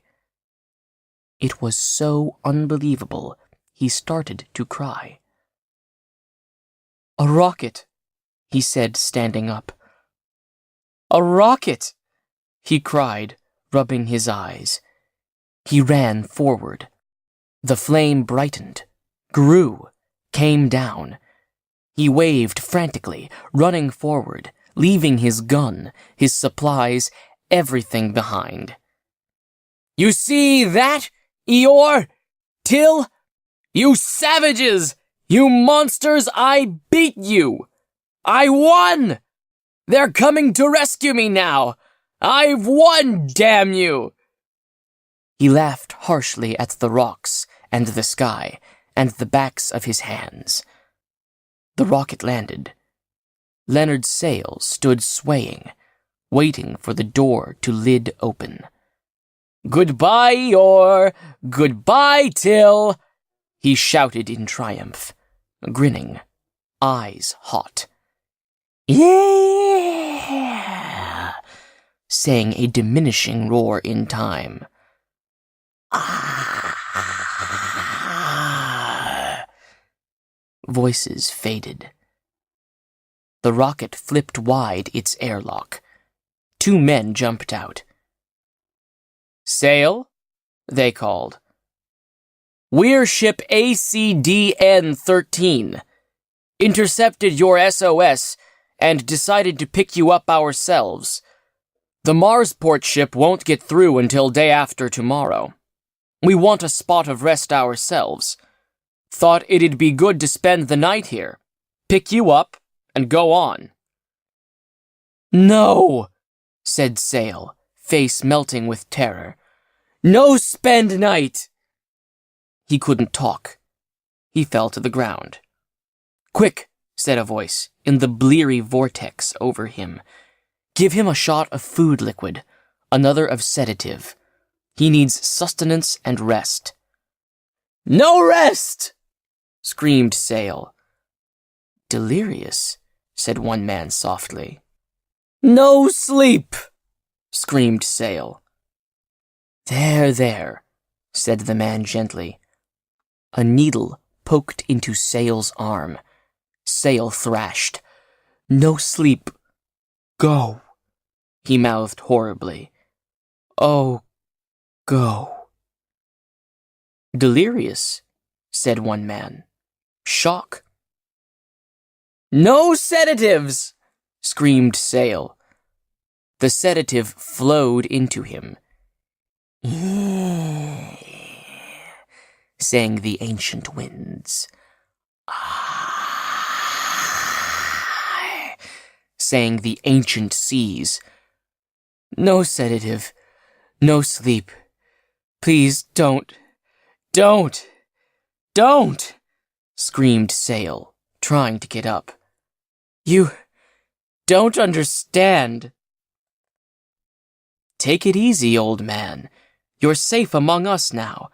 Nothing to worry about, said the rescuer above him. Leonard Sale slept. The two men stood over him. As they watched, Sale's features changed violently. He groaned and cried and snarled in his sleep. His face was riven with emotion. It was the face of a saint, a sinner, a fiend, a monster, a darkness, a light. One, many, an army, a vacuum, all. He writhed in his sleep. Eeeeee! The sound burst from his mouth. Ah! He screamed. What's wrong with him? Asked one of the two rescuers. I don't know. More sedatives? More sedatives. Nerves. He needs more sleep.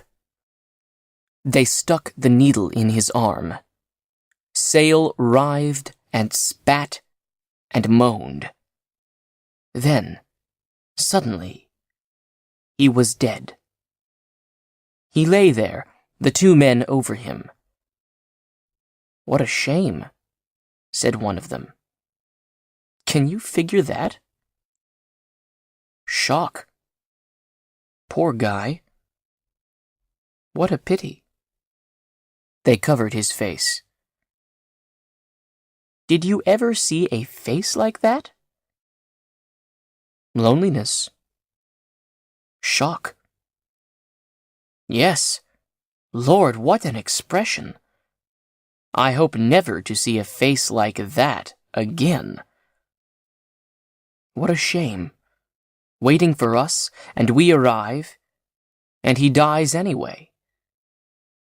They glanced around. What shall we do? Shall we spend the night? Yes, it's good to be out of the ship. We'll bury him first, of course. Naturally. And spend the night in the open, with good air, right? Good to be in the open again, after 2 weeks in that damned ship. Right. I'll find a spot for him. You start supper, eh? Done. Should be good sleeping tonight. Fine. They made a grave and said a word over it. They drank their evening coffee silently. They looked at the lovely sky and the bright and beautiful stars. What a night, they said, lying down. Pleasant dreams, said one, rolling over. And the other replied, Pleasant dreams. They slept.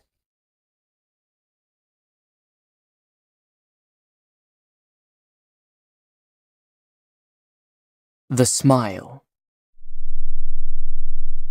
In the town square, the queue had formed at 5 in the morning, while cocks were crowing far out in the rhymed country, and there were no fires. All about, among the ruined buildings, bits of mist had clung at first, but now, with the new light of 7 o'clock, it was beginning to disperse. Down the road, in 2s and 3s, more people were gathering for the day of marketing, the day of festival. The small boy stood immediately behind 2 men who had been talking loudly in the clear air, and all of the sounds they made seemed twice as loud because of the cold. The small boy stamped his feet and blew on his red, chapped hands, and looked up at the soiled gunny sack clothing of the men, and down the long line of men and women ahead. "Here, boy! What are you doing out so early?" said the man behind him. "Got my place in line, I have," said the boy. "Why don't you run off? Give your place to someone who appreciates." "Leave the boy alone," said the man ahead, suddenly turning. "I was joking." The man behind put his hand on the boy's head. The boy shook it away, coldly. "I just thought it strange. A boy out of bed so early." "This boy's an appreciator of arts, I'll have you know," said the boy's defender, a man named Grigsby. "What's your name, lad?" "Tom." "Tom here is going to spit clean and true, right, Tom?" "I sure am." Laughter passed down the line. A man was selling cracked cups of hot coffee up ahead. Tom looked and saw the little hot fire and the brew bubbling in a rusty pan. It wasn't really coffee.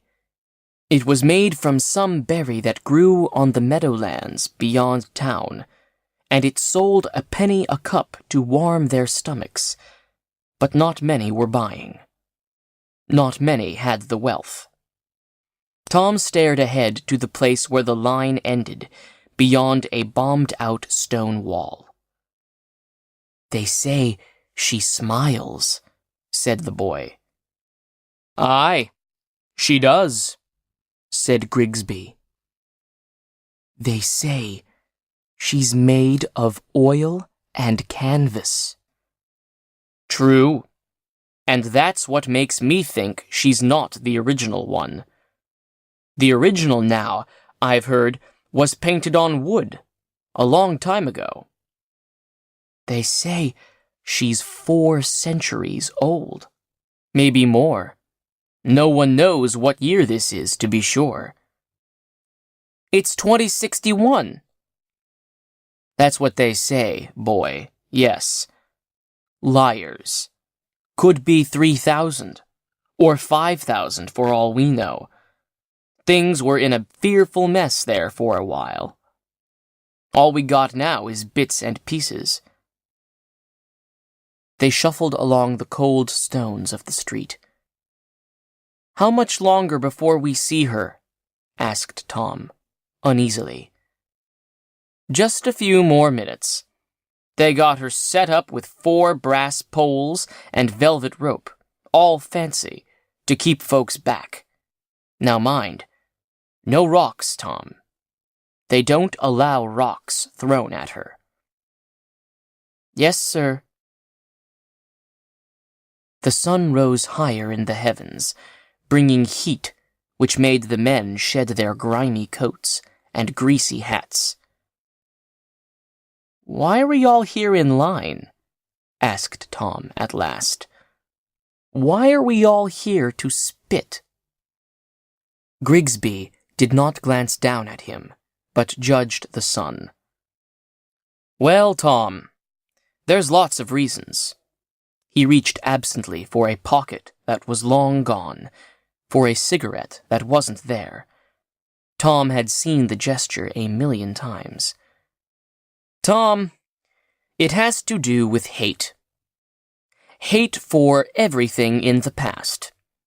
I ask you, Tom, how did we get in such a state? Cities all junk, roads like jigsaws from bombs, and half the cornfields glowing with radioactivity at night? Ain't that a lousy stew, I ask you?" "Yes, sir, I guess so." "It's this way, Tom. You hate whatever it was that got you all knocked down and ruined. That's human nature. Unthinking, maybe, but human nature, anyway." "There's hardly nobody or nothing we don't hate," said Tom. "Right. The whole blooming caboodle of them people in the past who run the world. So here we are, on a Thursday morning, with our guts plastered to our spines, cold, live in caves and such, don't smoke, don't drink, don't nothin', except have our festivals, Tom. Our festivals. And Tom thought of the festivals in the past few years. The year they tore up all the books in the square and burned them, and everyone was drunk and laughing. And the Festival of Science, a month ago, when they dragged in the last motor car and picked lots, and each lucky man who won was allowed one smash of a sledgehammer at the car. Do I remember that, Tom? Do I remember? Why, I got to smash the front window. The window, you hear? My God, it made a lovely sound. Crash! Tom could hear the glass falling in glittering heaps. And Bill Henderson, he got to bash the engine. Oh, he did a smart job of it, with great efficiency. Wham! But the best of all, recalled Grigsby, was the time they smashed a factory that was still trying to turn out aeroplanes. Lord, did we feel good blowing it up, said Grigsby. And then we found that newspaper plant and the munitions depot and exploded them together. Do you understand, Tom? Tom puzzled over it. I guess. It was high noon. Now the odors of the ruined city stank on the hot air, and things crawled among the tumbled buildings. Won't it ever come back, mister? What, civilization? Nobody wants it. Not me. I could stand a bit of it, said the man behind another man. There were a few spots of beauty in it. Don't worry your heads, shouted Grigsby. There's no room for that, either. Ah, said the man behind the man. Someone'll come along some day with imagination and patch it up. Mark my words. Someone with a heart. No, said Grigsby. I say yes. Someone with a soul for pretty things. Might give us back a kind of limited sort of civilization. The kind we could live in peace. First thing you know, there's war. But maybe next time, it'd be different. At last they stood in the main square. A man on horseback was riding from the distance into the town. He had a piece of paper in his hand. In the center of the square was the roped-off area. Tom, Grigsby, and the others were collecting their spittle and moving forward, prepared and ready, eyes wide. Tom felt his heart beating very strongly and excitedly, and the earth was hot under his bare feet. Here we go, Tom. Let fly. 4 policemen stood at the corners of the roped area. 4 men with bits of yellow twine on their wrists to show their authority over other men. They were there to prevent rocks being hurled. This way, said Grigsby at the last moment. Everyone feels he's had his chance at her. You see, Tom? Go on now. Tom stood before the painting and looked at it for a long time. Tom, spit. His mouth was dry. Get on, Tom. Move. But, said Tom slowly, she's beautiful. Here, I'll spit for you. Grigsby spat, and the missile flew in the sunlight. The woman in the portrait smiled serenely, secretly at Tom, and he looked back at her, his heart beating, a kind of music in his ears. "She's beautiful," he said. The line fell silent. One moment they were berating Tom for not moving forward, and now they were turning to the man on horseback. "What do they call it, sir?" asked Tom quietly. "The picture?" "Mona Lisa, Tom, I think.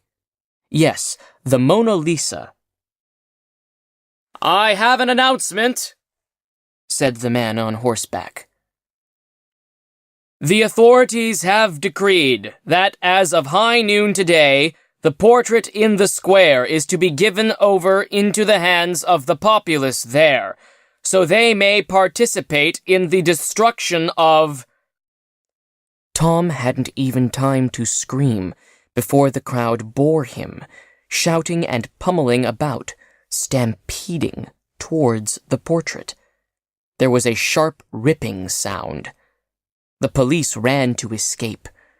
The crowd was in full cry, their hands, like so many hungry birds, pecking away at the portrait. Tom felt himself thrust almost through the broken thing. Reaching out, in blind imitation of the others, he snatched a scrap of oily canvas, yanked, felt the canvas give, then fell, was kicked, sent rolling to the outer rim of the mob. Bloody, his clothing torn, he watched old women chew pieces of canvas, men break the frame, kick the ragged cloth, and rip it into confetti. Only Tom stood apart, silent in the moving square. He looked down at his hand. It clutched the piece of canvas close to his chest, hidden. "Hey there, Tom!" cried Grigsby. Without a word, sobbing, Tom ran. He ran out and down the bomb-pitted road, into a field, across a shallow stream, not looking back, his hand clenched tightly, tucked under his coat. At sunset, he reached the small village and passed on through. By 9 o'clock, he came to the ruined farm dwelling. Around back, in the half-silo, in the part that still remained upright, tented over, he heard the sounds of sleeping. The family, his mother, father, and brother.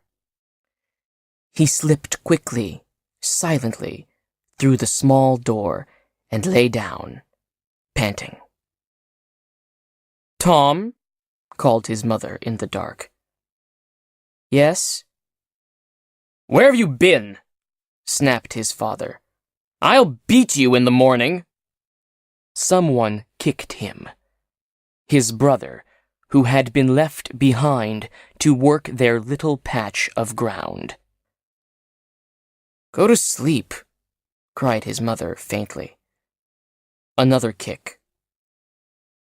Tom lay getting his breath. All was quiet. His hand was pushed to his chest, tight, tight. He lay for half an hour this way, eyes closed. Then he felt something, and it was a cold white light. The moon rose very high, and the little square of light moved in the silo and crept slowly over Tom's body.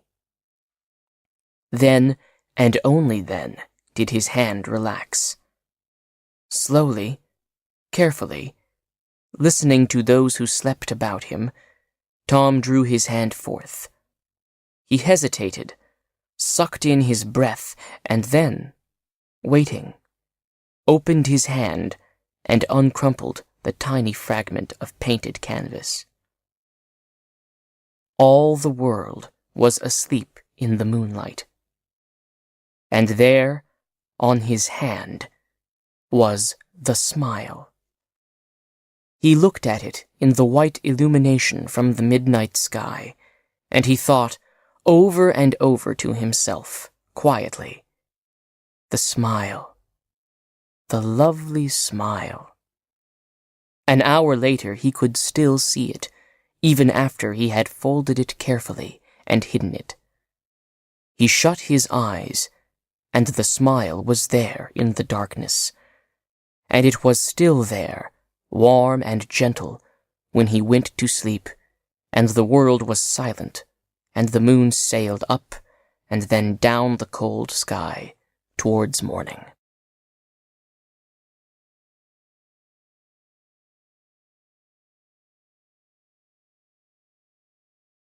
The Dragon.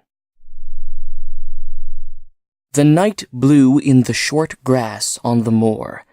There was no other motion. It had been years since a single bird had flown by in the great blind shell of sky. Long ago, a few small stones had simulated life when they crumbled and fell into dust.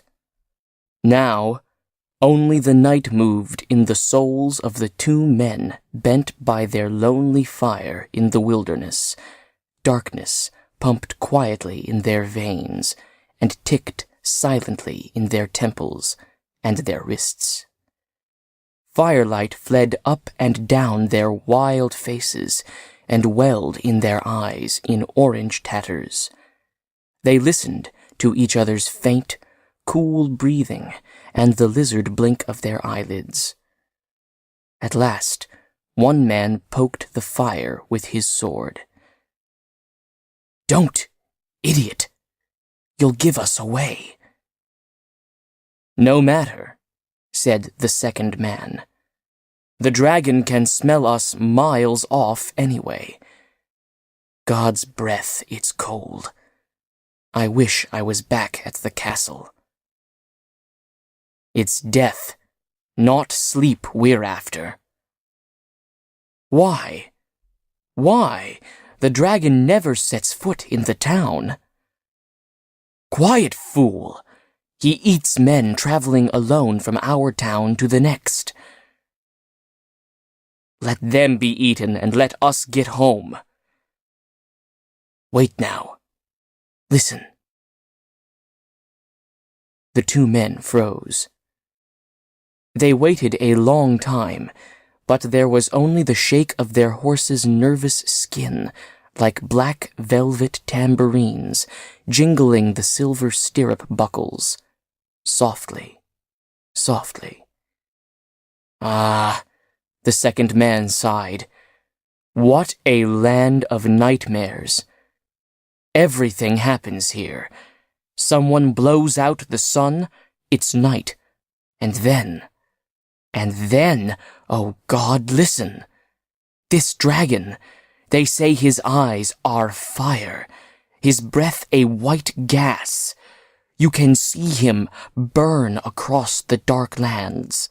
He runs with sulfur and thunder and kindles the grass.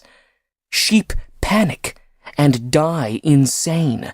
Women deliver forth monsters. The dragon's fury is such that tower walls shake back to dust.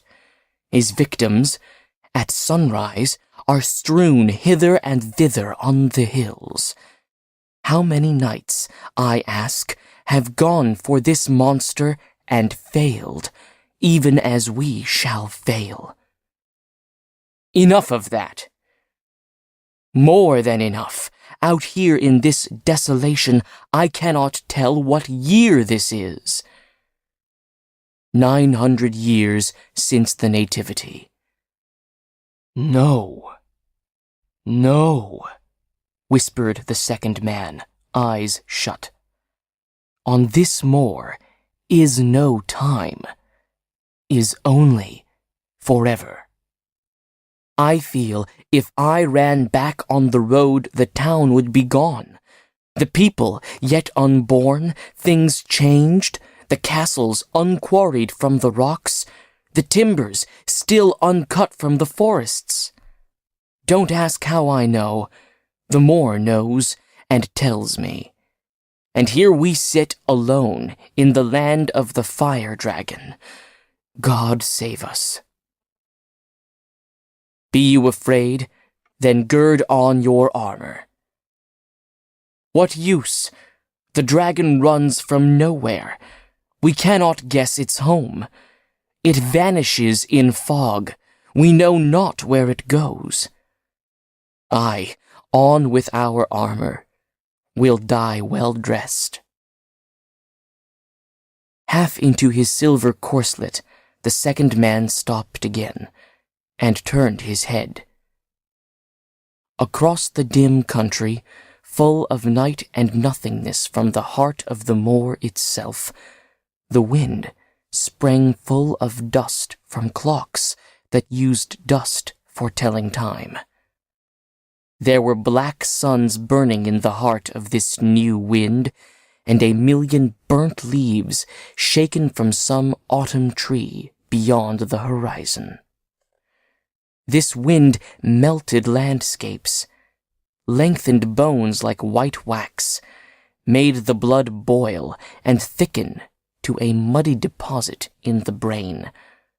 The wind was 1,000 souls dying, and all time confused and in transit.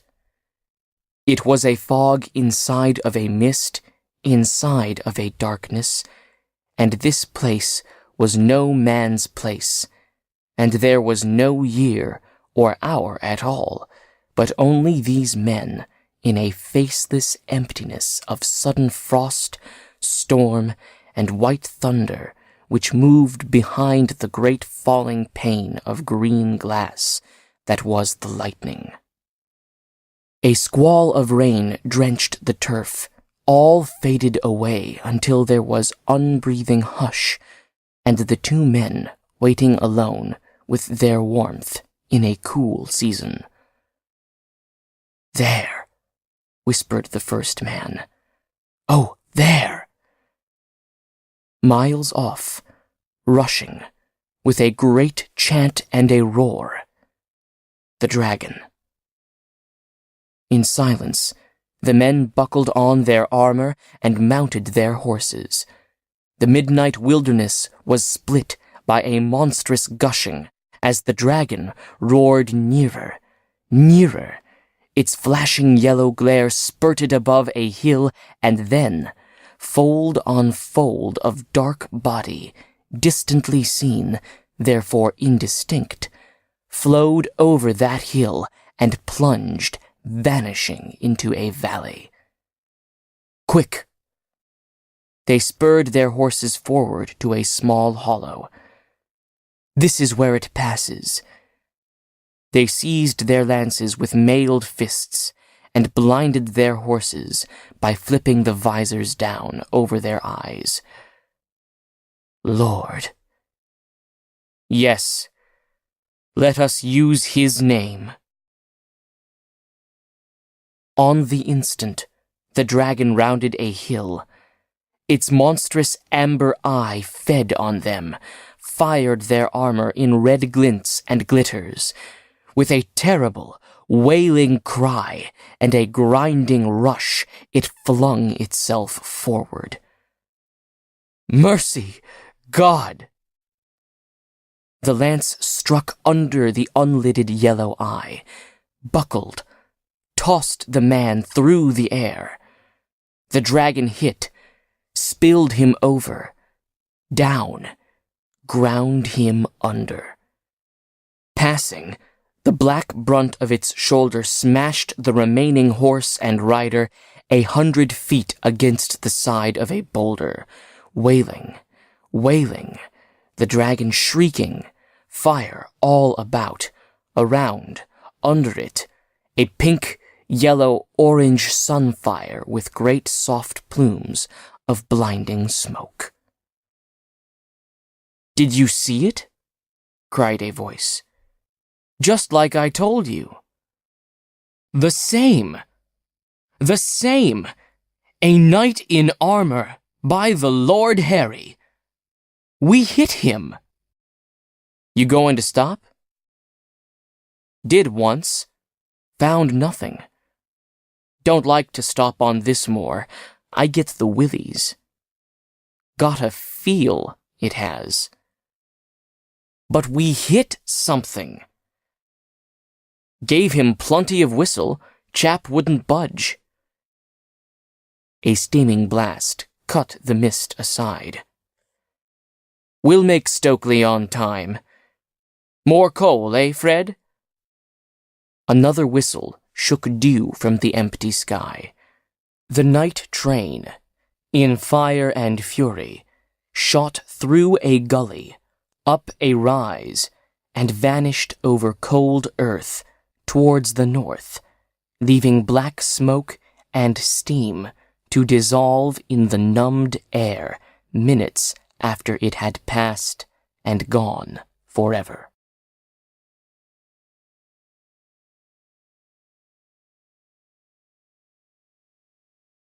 The headpiece. The parcel arrived in the late afternoon mail. Mr. Andrew Lemon knew what was inside by shaking it. It whispered in there like a large, hairy tarantula. It took him some time to get up his courage, tremble the wrappings open, and remove the lid from the white cardboard box. There, the bristly thing lay on its snowy tissue bed, as impersonal as the black horse-chair clock springs stuffed in an old sofa. Andrew Lemon chuckled. Indians come and gone, left this piece of a massacre behind as a sign, a warning. Well, there. And he fitted the new patent leather black shining toupee to his naked scalp. He tugged at it like someone touching his cap to passers-by. The toupee fitted perfectly, covering the neat, coin-round hole which marred the top of his brow. Andrew Lemon gazed at the strange man in the mirror and yelled with delight. Hey there! Who are you? Faces familiar, but by gosh now, pass you on the street without looking twice. Why? Because it's gone. Darn holes covered, nobody'd guess it was ever there.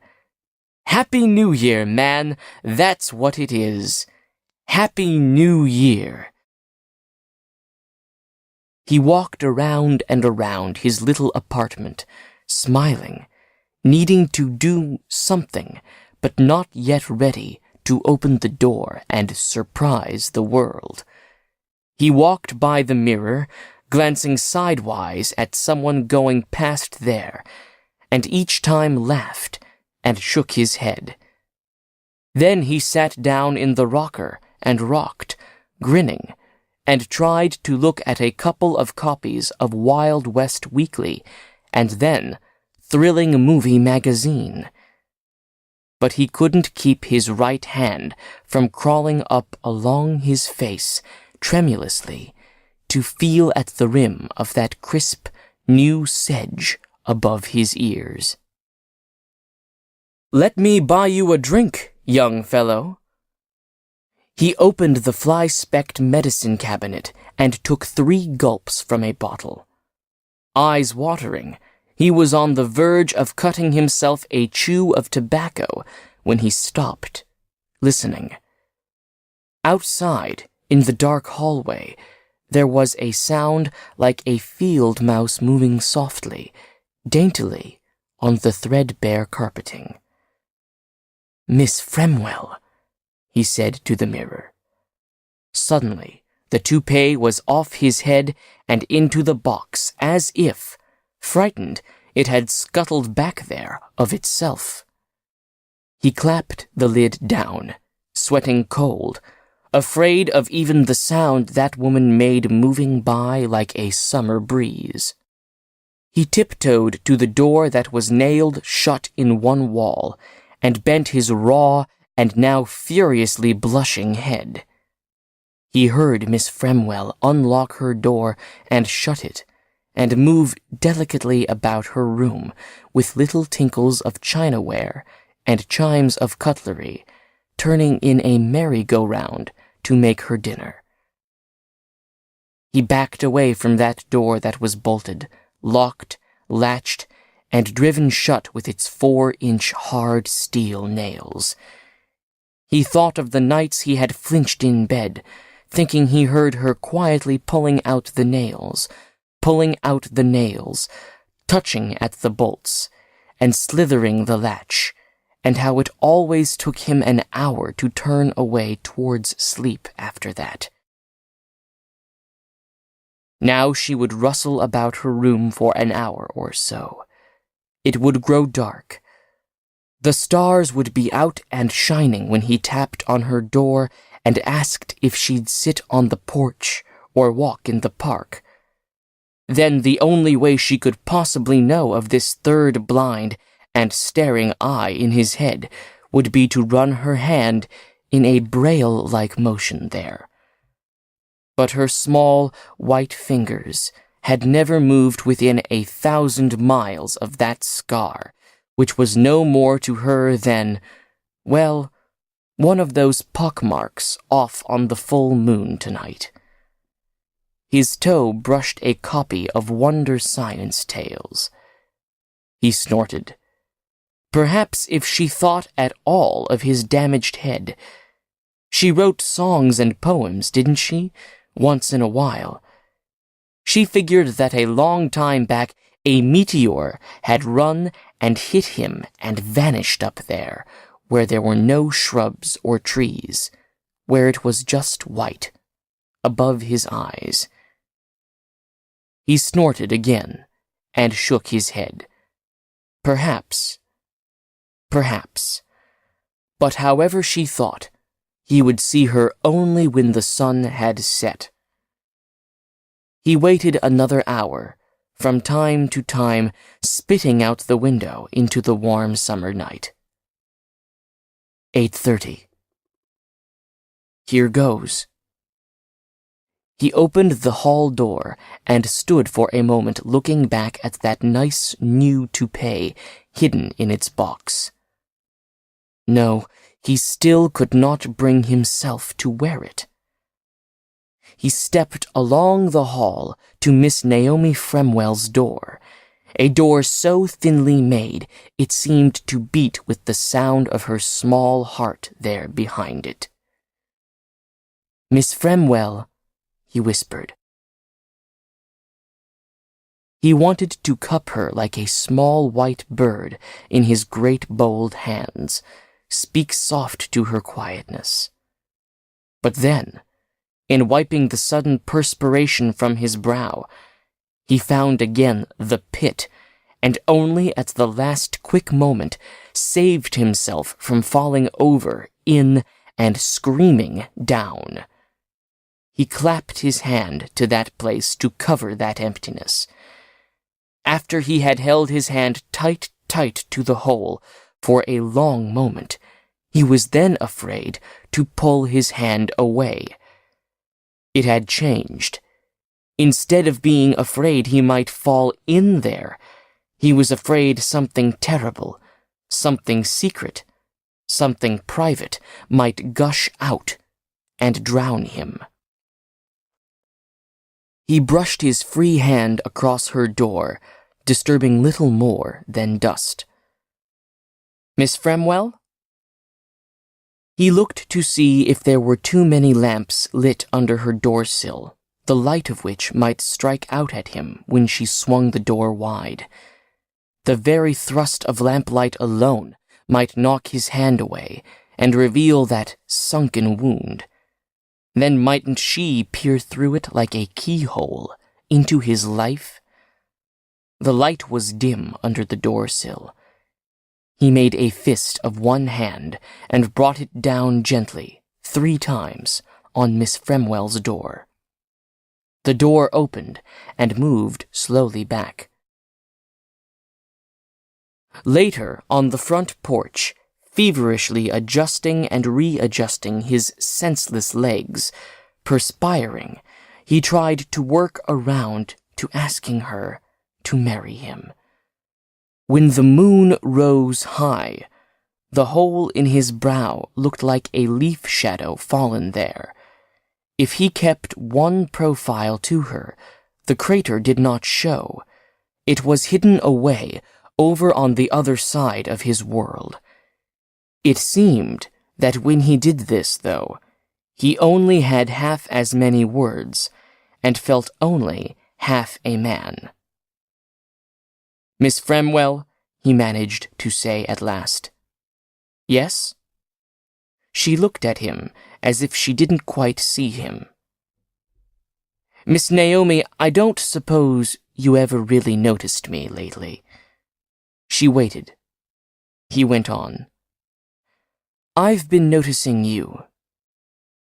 Fact is, well, I might as well put it right out on the line and get it over with. We been sitting out here on the porch for quite a few months. I mean, we've known each other a long time. Sure, you're good 15 years younger than me, but would there be anything wrong with our getting engaged, do you think?" "Thank you very much, Mr. Lemon," she said quickly. She was very polite. "But—" "Oh, I know," he said, edging forward with the words. "I know. It's my head. It's always this darn thing up here on my head." She looked at his turned-away profile in the uncertain light. "Why, no, Mr. Lemon. I don't think I would say that. I don't think that's it at all. I have wondered a bit about it, certainly, but I don't think it's an interference in any way. A friend of mine, a very dear friend, married a man once, I recall, who had a wooden leg. She told me she didn't even know he had it after a while." "It's always this darn hole," cried Mr. Lemon bitterly. He took out his plug of tobacco, looked at it as if he might bite it, decided not to, and put it away. He formed a couple of fists and stared at them bleakly as if they were big rocks. "Well, I'll tell you all about it, Miss Naomi. I'll tell you how it happened." "You don't have to if you don't want." "I was married once, Miss Naomi. Yes, I was, darn it. And one day, my wife, she just took hold of a hammer and hit me right on the head." Miss Fremwell gasped. It was as if she had been struck herself. Mr. Lemon brought one clenching fist down through the warm air. "Yes, ma'am. She hit me straight on with that hammer, she did. I tell you, the world blew up on me. Everything fell down on me. It was like the house coming down in one heap. That one little hammer buried me. Buried me. The pain, I can't tell you." Miss Fremwell turned in on herself. She shut her eyes and thought, biting her lips. Then she said, "Oh, poor Mr. Lemon." "She did it so calm," said Mr. Lemon, puzzled. "She just stood over me where I lay on the couch, and it was a Tuesday afternoon, about 2:00, and she said, 'Andrew, wake up.'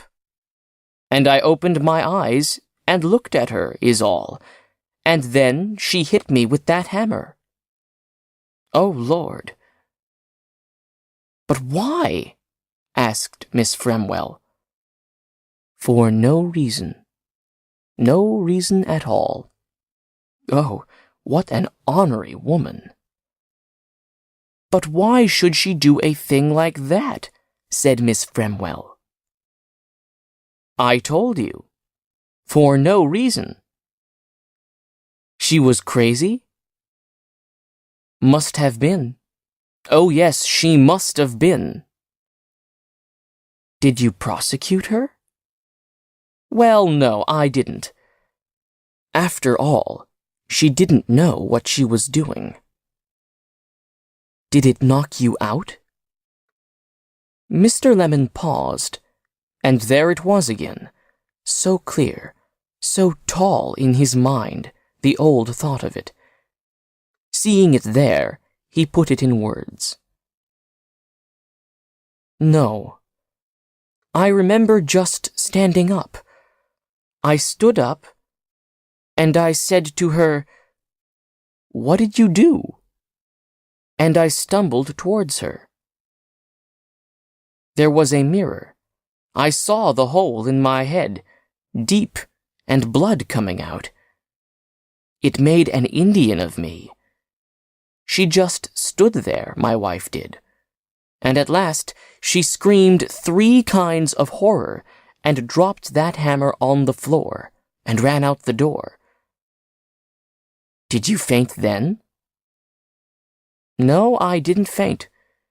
I got out on the street some way, and I mumbled to somebody I needed a doctor. I got on a bus, mind you, a bus, and paid my fare, and said to leave me by some doctor's house downtown.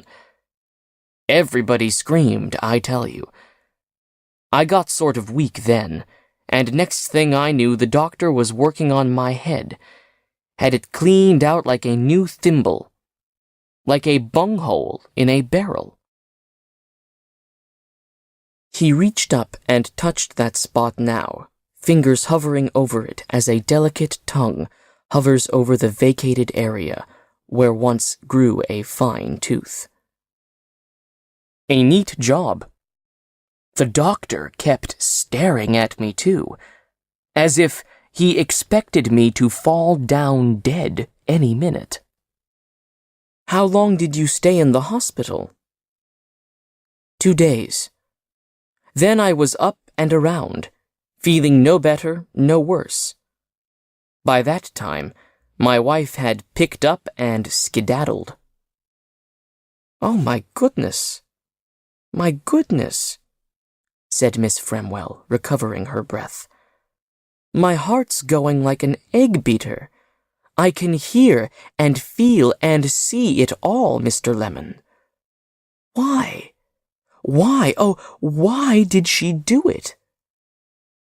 I already told you. For no reason I could see. She was just took with a notion, I guess. But there must have been an argument. Blood drummed in Mr. Lemon's cheeks. He felt that place up there on his head glow like a fiery crater. There wasn't no argument. I was just sitting, peaceful as you please. I like to sit, my shoes off, my shirt unbuttoned afternoons. Did you know any other women? No, never. None. You didn't drink. Just a nip once in a while. You know how it is. Did you gamble? No. But a hole punched in your head like that, Mr. Lemon, my land all over nothing. You women are all alike. You see something and right off you expect the worst. I tell you there was no reason. She just fancied hammers. What did she say before she hit you? Just, wake up, Andrew. No, before that. Nothing. Not for half an hour or an hour, anyway. Oh, she said something about wanting to go shopping for something or other, but I said it was too hot. I'd better lie down. I didn't feel so good. She didn't appreciate how I felt. She must have got mad and thought about it for an hour and grabbed that hammer and come in and gone kermash. I think the weather got her, too. Miss Fremwell sat back thoughtfully in the lattice shadow, her brows moving slowly up and then slowly down. How long were you married to her? A year. I remember we got married in July, and in July it was I got sick. Sick? I wasn't a well man. I worked in a garage. Then I got these backaches, so I couldn't work and had to lie down afternoons. Ellie, she worked in the First National Bank. I see, said Miss Fremwell. What? Nothing, she said. I'm an easy man to get on with. I don't talk too much. I'm easygoing and relaxed. I don't waste money. I'm economical. Even Ellie had to admit that. I don't argue. Why, sometimes Ellie would jaw at me and jaw at me, like bouncing a ball hard on a house, but me not bouncing back. I just sat. I took it easy. What's the use of always stirring around and talking, right? Miss Fremwell looked over at Mr. Lemon's brow in the moonlight. Her lips moved, but he could not hear what she said. Suddenly, she straightened up and took a deep breath and blinked around, surprised to see the world out beyond the porch lattice. The sounds of traffic came into the porch now, as if they had been tuned up. They had been so quiet for a time. Miss Fremwell took a deep breath and let it out. As you yourself say, Mr. Lemon, nobody ever got anywhere arguing. Right, he said. I'm easygoing, I tell you. But Miss Fremwell's eyes were lidded now, and her mouth was strange. He sensed this, and tapered off. A night wind blew, fluttering her light summer dress and the sleeves of his shirt. It's late, said Miss Fremwell. Only 9 o'clock. I have to get up early tomorrow. But you haven't answered my question yet, Miss Fremwell. Question? She blinked. Oh, the question! Yes. She rose from the wicker seat. She hunted around in the dark for the screen doorknob. Oh, now, Mr. Lemon, let me think it over. That's fair enough, he said. No use arguing, is there? The screen door closed. He heard her find her way down the dark, warm hall. He breathed shallowly, feeling of the third eye in his head, the eye that saw nothing. He felt a vague unhappiness shift around inside his chest like an illness brought on by too much talking. And then he thought of the fresh white gift box, waiting, with its lid on, in his room. He quickened.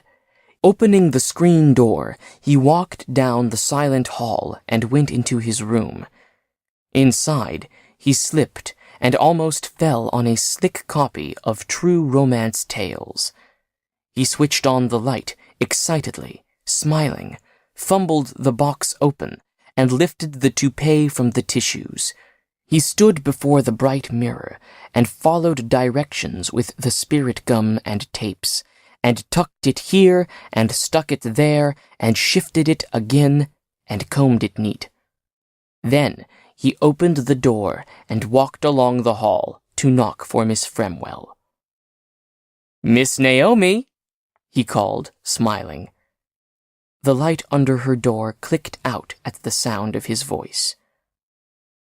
He stared at the dark keyhole with disbelief. Oh, Miss Naomi, he said again, quickly. Nothing happened in the room. It was dark. After a moment, he tried the knob, experimentally. The knob rattled.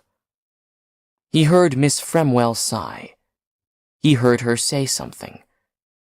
Again, the words were lost. Her small feet tapped to the door. The light came on. "Yes?" she said behind the panel. "Look, Miss Naomi," he entreated. "Open the door. Look." The bolt of the door snapped back. She jerked the door open about an inch. One of her eyes looked at him sharply. "Look," he announced proudly, adjusting the toupee so it very definitely covered the sunken crater. He imagined he saw himself in her bureau mirror and was pleased. "Look here, Miss Fremwell." She opened the door a bit wider and looked. Then she slammed the door and locked it. From behind the thin paneling, her voice was toneless. "I can still see the hole, Mr. Lemon," she said.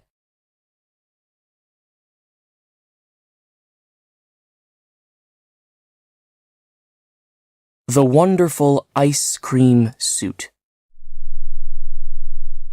It was summer twilight in the city, and out front of the quiet, clicking pool hall, 3 young Mexican-American men breathed the warm air and looked around at the world. Sometimes they talked, and sometimes they said nothing at all, but watched the cars glide by like black panthers on the hot asphalt, or saw trolleys loom up like thunderstorms, scatter lightning, and rumble away into silence. "Hey," sighed Martinez at last. He was the youngest, the most sweetly sad of the 3. "It's a swell night, huh?" Swell. As he observed the world, it moved very close, and then drifted away, and then came close again. People, brushing by, were suddenly across the street. Buildings 5 miles away suddenly leaned over him. But most of the time everything, people, cars, and buildings, stayed way out on the edge of the world and could not be touched. On this quiet, warm summer evening, Martinez's face was cold. Nights like this, you wish lots of things. "Wishing," said the second man, Villanazul, a man who shouted books out loud in his room, but spoke only in whispers on the street. "Wishing is the useless pastime of the unemployed." "Unemployed?" cried Vamenos, the unshaven. "Listen to him! We got no jobs, no money." "So," said Martinez, "we got no friends." True. Villanazul gazed off towards the green plaza, where the palm trees swayed in the soft night wind. "Do you know what I wish? I wish to go into that plaza and speak among the businessmen who gather there nights to talk big talk. But, dressed as I am, poor as I am, who would listen? So, Martinez, we have each other. The friendship of the poor is real friendship. But now, a handsome young Mexican with a fine, thin mustache strolled by, and on each of his careless arms hung a laughing woman. Madre mia! Martinez slapped his own brow. How does that one rate 2 friends? It's his nice new white summer suit, Vamenos chewed a black thumbnail. He looks sharp. Martinez leaned out to watch the three people moving away, and then the tenement across the street, in one fourth-floor window of which, far above, a beautiful girl leaned out, her hair faintly stirred by the wind.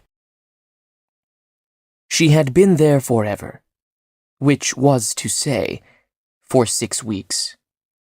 He had nodded, he had raised a hand, he had smiled, he had blinked rapidly, he had even bowed to her on the street, in the hall when visiting friends, in the park downtown. Even now, he put his hand up from his waist and moved his fingers. But all the lovely girl did was let the summer wind stir her dark hair. He did not exist. He was nothing. Madre mia. He looked away and down the street where the man walked his two friends around a corner. Oh, if I had just one suit. One! I wouldn't need money if I looked okay. I hesitate to suggest, said Villanazul, that you see Gomez. But he's been talking some crazy talk for a month now, about clothes. I keep on saying I'll be in on it to make him go away. That Gomez. Friend, said a quiet voice. Gomez. Everyone turned to stare. Smiling strangely, Gomez pulled forth an endless, thin yellow ribbon, which fluttered and swirled on the summer air. Gomez, said Martinez, what are you doing with that tape measure? Gomez beamed. Measuring people's skeletons. Skeletons? Hold on. Gomez squinted at Martinez. Caramba! Where have you been all my life? Let's try you. Martinez saw his arm seized and taped, his leg measured, his chest encircled. Hold still, cried Gomez. Arm, perfect. Leg, chest, perfectamente. Now, quick, the height. There, yes, 5'5". You're in. Shake. Pumping Martinez's hand, he stopped suddenly. Wait. You got $10? I have. Vamanos waved some grimy bills. Gomez, measure me. All I got left in the world is $9.92. Martinez searched his pockets. That's enough for a new suit? Why? Why? Because you got the right skeleton. That's why. Senor Gomez, I don't hardly know you. Know me? You're going to live with me. Come on. Gomez vanished into the pool room. Martinez, escorted by the polite Villanazul, pushed by an eager Vamenos, found himself inside. Dominguez, said Gomez. Dominguez, at a wall telephone, winked at them. A woman's voice squeaked on the receiver. Manulo, said Gomez. Manulo, a wine bottle tilted, bubbling to his mouth, turned. Gomez pointed at Martinez. At last, we found our 5th volunteer. Dominguez said, I got a date. Don't bother me. And stopped. The receiver slipped from his fingers. His little black telephone book, full of fine names and numbers, went quickly back into his pocket. Gomez, you... Yes, your money, now, ándale. The woman's voice sizzled on the dangling phone. Dominguez glanced at it uneasily. Manolo considered the empty wine bottle in his hand and the liquor store sign across the street. Then, very reluctantly, both men laid $10 each on the green velvet pool table. Villanazul, amazed, did likewise, as did Gomez, nudging Martinez. Martinez counted out his wrinkled bills and change. Gomez flourished the money like a royal flush. $50. The suit costs $60. All we need is $10. Wait, said Martinez. Gomez, are we talking about one suit? Uno? Uno. Gomez raised a finger. One wonderful white ice cream summer suit. White. White as the August moon. But who will own this one suit? Me, said Manolo. Me, said Dominguez. Me, said Villanazul. Me, cried Gomez. And you, Martinez. Men, let's show him. Line up.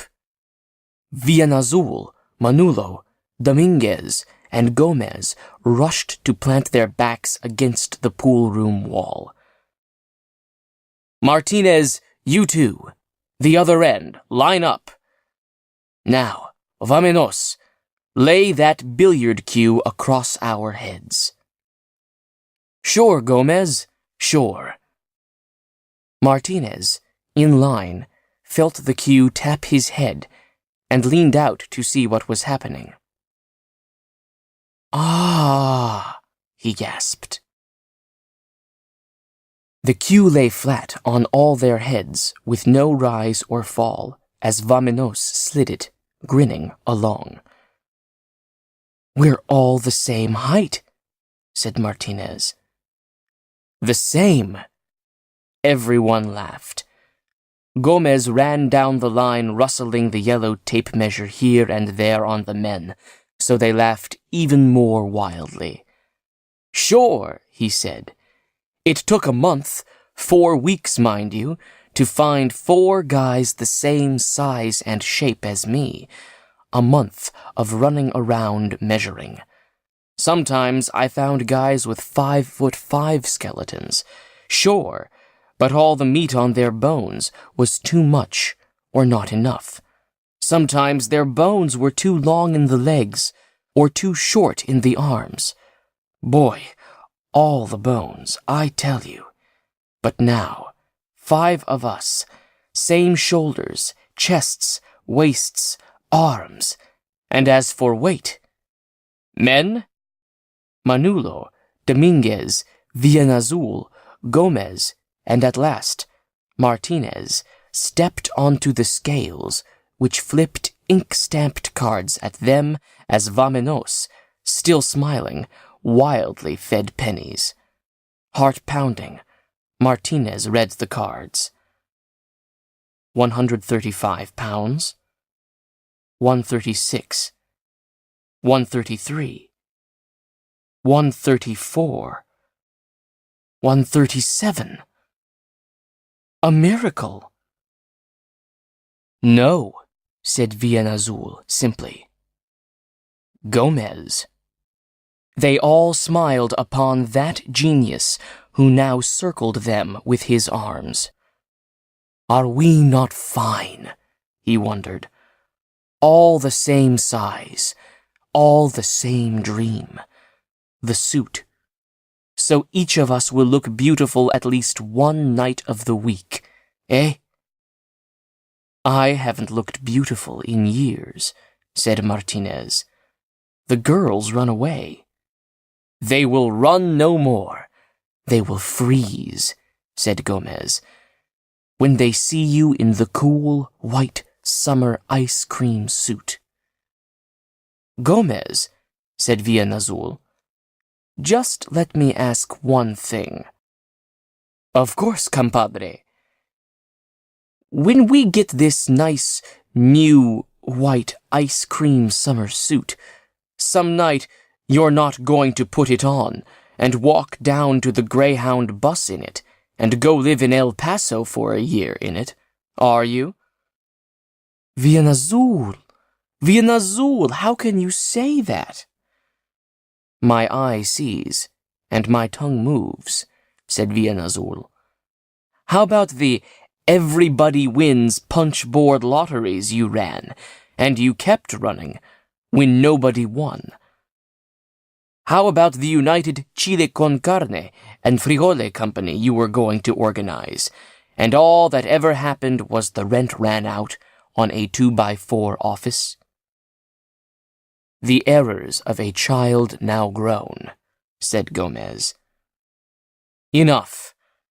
In this hot weather, someone may buy the special suit that is made just for us, that stands waiting in the window of Shumway's Sunshine Suits. We have $50.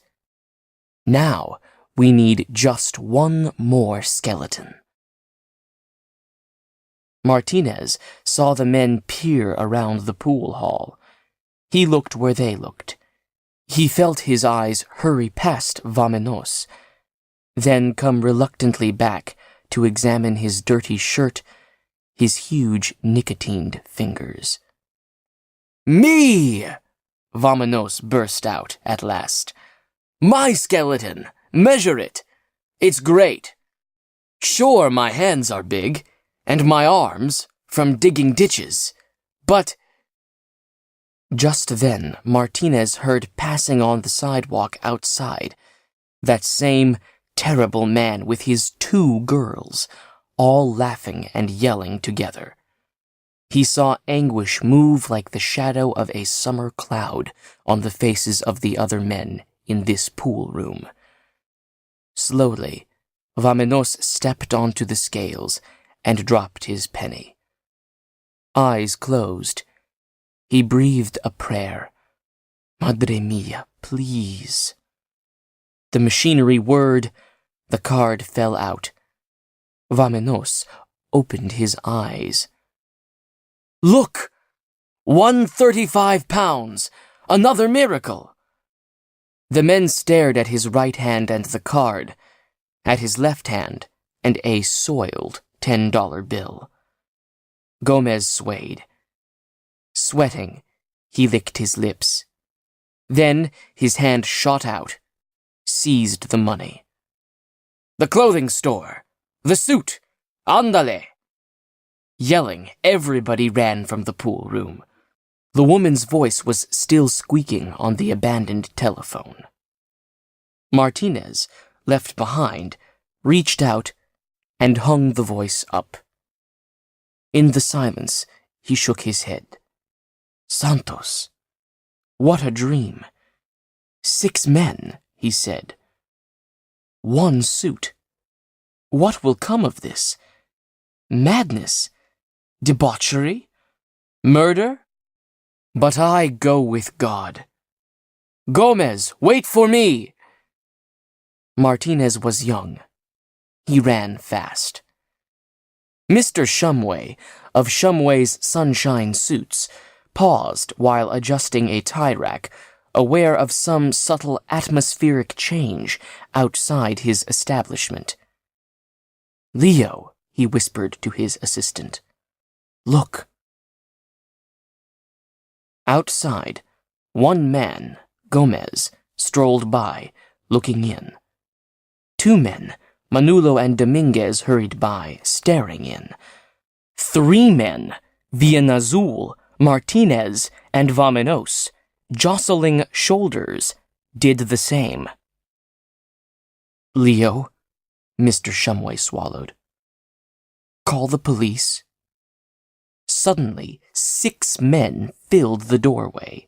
Martinez, crushed among them, his stomach slightly upset, his face feeling feverish, smiled so wildly at Leo that Leo let go the telephone.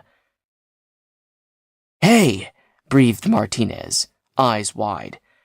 There's a great suit, over there. No, Manolo touched a lapel. This one. There is only one suit in all the world, said Gomez coldly. Mr. Shumway, the ice cream white size 34 was in your window just an hour ago. It's gone. You didn't sell it? Mr. Shumway exhaled. No. In the dressing room. It's still on the dummy.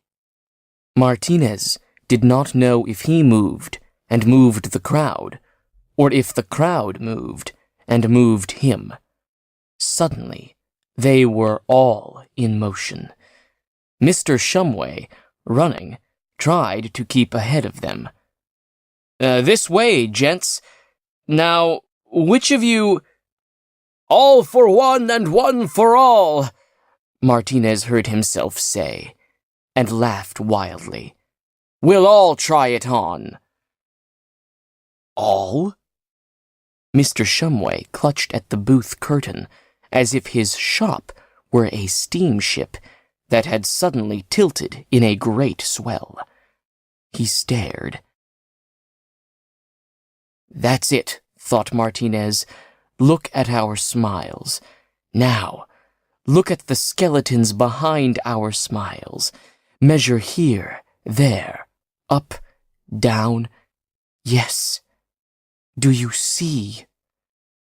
Mr. Shumway saw. He nodded. He shrugged. All. He jerked the curtain. There. Buy it and I'll throw in the dummy free. Martinez peered quietly into the booth, his motion drawing the others to peer too. The suit was there, and it was white. Martinez could not breathe. He did not want to. He did not need to. He was afraid his breath would melt the suit. It was enough just looking. But at last he took a great trembling breath and exhaled, whispering, Ay, caramba. It puts out my eyes, murmured Gomez. Mr. Shumway, Martinez heard Leo hissing. Ain't it dangerous precedent to sell it? I mean, what if everybody bought one suit for 6 people? Leo, said Mr. Shumway, you ever hear one single $59 suit make so many people happy at the same time before? Angel's wings, murmured Martinez. The wings of white angels. Martinez felt Mr. Shumway peering over his shoulder into the booth. The pale glow filled his eyes. You know something, Leo, he said in awe. That's a suit. Gomez, shouting, whistling, ran up to the 3rd floor landing and turned to wave to the others who staggered, laughed, stopped, and had to sit down on the steps below. Tonight, cried Gomez, tonight you move in with me, eh? Save rent as well as clothes, eh? Sure. Martinez, you got the suit? Have I? Martinez lifted the white gift-wrapped box high. From us to us!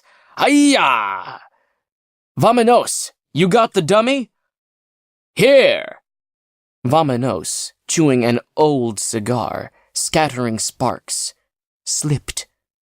The dummy, falling, toppled, turned over twice, and banged down the stairs. Vamanos! Dumb! Clumsy! They seized the dummy from him. Stricken, Vamanos looked about as if he'd lost something. Manolo snapped his fingers. Hey, Vamanos, We got to celebrate. Go borrow some wine. Vamanos plunged downstairs in a whirl of sparks. The others moved into the room with the suit, leaving Martinez in the hall to study Gomez's face. Gomez, you look sick. I am, said Gomez. For what have I done? He nodded to the shadows in the room working about the dummy. I pick Dominguez, a devil with the women. All right, I pick Manolo, who drinks, yes, but who sings as sweet as a girl, eh? Okay. Villanazul reads books. You wash behind your ears. But then what do I do? Can I wait? No. I got to buy that suit. So the last guy I pick is a clumsy slob who has the right to wear my suit. He stopped, confused. Who gets to wear our suit 1 night a week, fall down in it, or not come in out of the rain in it. Why? Why did I do it? Gomez, whispered Villanazul from the room. The suit is ready. Come see if it looks as good using your light bulb. Gomez and Martinez entered. And there, on the dummy, in the center of the room, was the phosphorescent, the miraculously white-fired ghost, with the incredible lapels, the precise stitching, the neat buttonholes.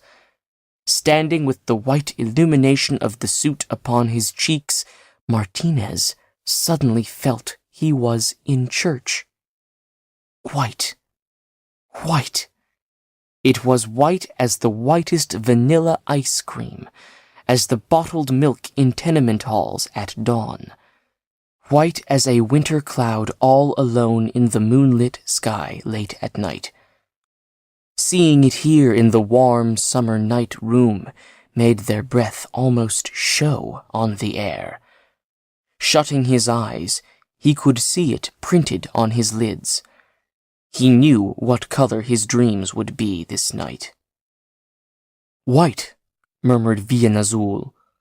White as the snow on that mountain near our town in Mexico, which is called the Sleeping Woman. Say that again, said Gomez. Villanazul, proud yet humble, was glad to repeat his tribute. White as the snow on the mountain called... I'm back! Shocked, the men whirled to see Vamenos in the door, wine bottles in each hand. A party! Here! Now, tell us, who wears the suit first tonight? Me? It's too late, said Gomez. Late? It's only 9:15. Late, said everyone, bristling. Late! Gomez edged away from these men who glared from him to the suit to the open window. Outside and below it was, after all, thought Martinez, a fine Saturday night in a summer month, and through the calm, warm darkness the women drifted like flowers on a quiet stream. The men made a mournful sound. Gomez, a suggestion. Villanazul licked his pencil and drew a chart on a pad. You wear the suit from 9:30 to 10. Manolo till 10:30. Dominguez till 11. Myself till 11:30. Martinez till midnight. And... Why me last? Demanded Vamenos, scowling. Martinez thought quickly and smiled. After midnight is the best time, friend. Hey, said Vamenos. That's right.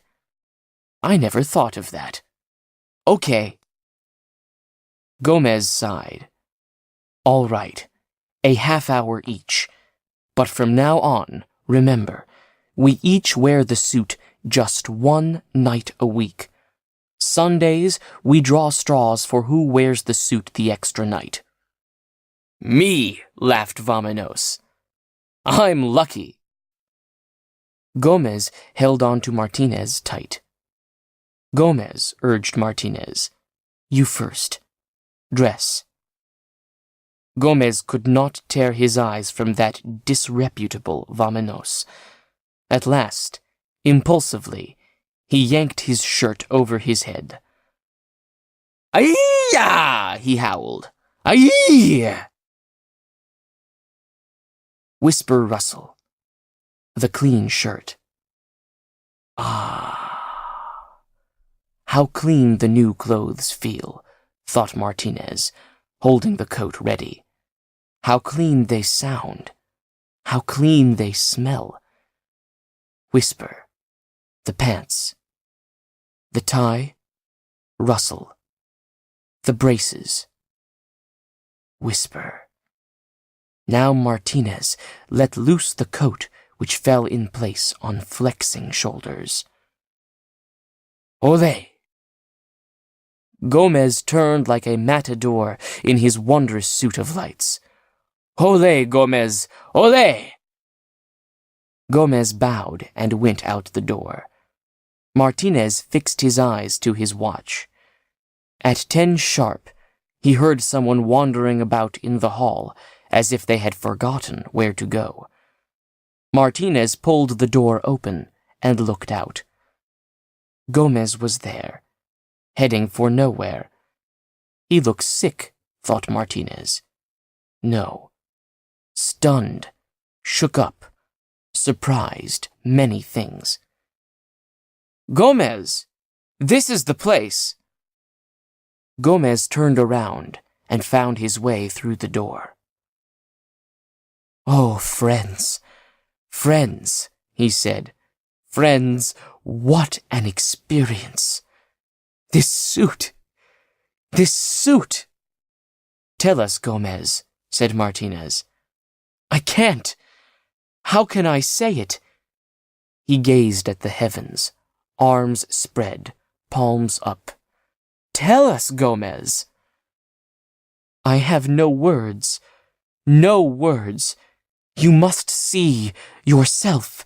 Yes, you must see. And here he lapsed into silence, shaking his head until at last he remembered they all stood watching him. Who's next? Manolo! Manolo, stripped to his shorts, leapt forward. Ready! All laughed, shouted, whistled. Manolo, ready, went out the door. He was gone 29 minutes and 30 seconds. He came back holding to doorknobs, touching the wall, feeling his own elbows, putting the flat of his hand to his face. Oh, let me tell you, he said, compadres, I went to the bar, to have a drink. But no, I did not go in the bar. Do you hear? I did not drink, for as I walked I began to laugh and sing. Why? Why? I listened to myself and asked this. Because the suit made me feel better than wine ever did. The suit made me drunk. Drunk. So I went to the Guadalajara Refriteria instead and played the guitar and sang 4 songs very high. The suit. Ah, the suit. Dominguez, next to be dressed, moved out through the world, came back from the world. The black telephone book, thought Martinez. He had it in his hands when he left. Now he returns, his hands empty. What? What? On the street, said Dominguez, seeing it all again, eyes wide. On the street, I walked. A woman cried, Dominguez, is that you? Another said, Dominguez? No, Quetzalcoatl, the great white god come from the east. Do you hear? And suddenly, I didn't want to go with 6 women, or 8, no. 1, I thought. 1. And to this one, who knows what I would say? Be mine, or marry me. Caramba, this suit is dangerous. But I did not care. I live. Gomez, did it happen this way with you? Gomez, still dazed by the events of the evening, shook his head. No talk. It's too much. Later. Via Nazul? Via Nazul moved shyly forward. Via Nazul went shyly out. Via Nazul came shyly home. Picture it, he said, not looking at them, looking at the floor, talking to the floor. The Green Plaza. A group of elderly businessmen gathered under the stars, and they are talking, nodding, talking. Now, one of them whispers. All turn to stare. They move aside. They make a channel through which a white-hot light burns its way as through ice. At the center of the great light is this person. I take a deep breath. My stomach is jelly. My voice is very small, but it grows louder. And what do I say? I say, friends, do you know Carlyle's Sartor Resartus? In that book, we find his philosophy of suits. And at last, it was time for Martinez to let the suit float him out to haunt the darkness. 4 times he walked around the block. 4 times he paused beneath the tenement porches, looking up at the window where the light was lit. A shadow moved. The beautiful girl was there, not there, away and gone. And on the 5th time, there she was, on the porch above, driven out by the summer heat, taking the cooler air. She glanced down. She made a gesture. At first, he thought she was waving to him.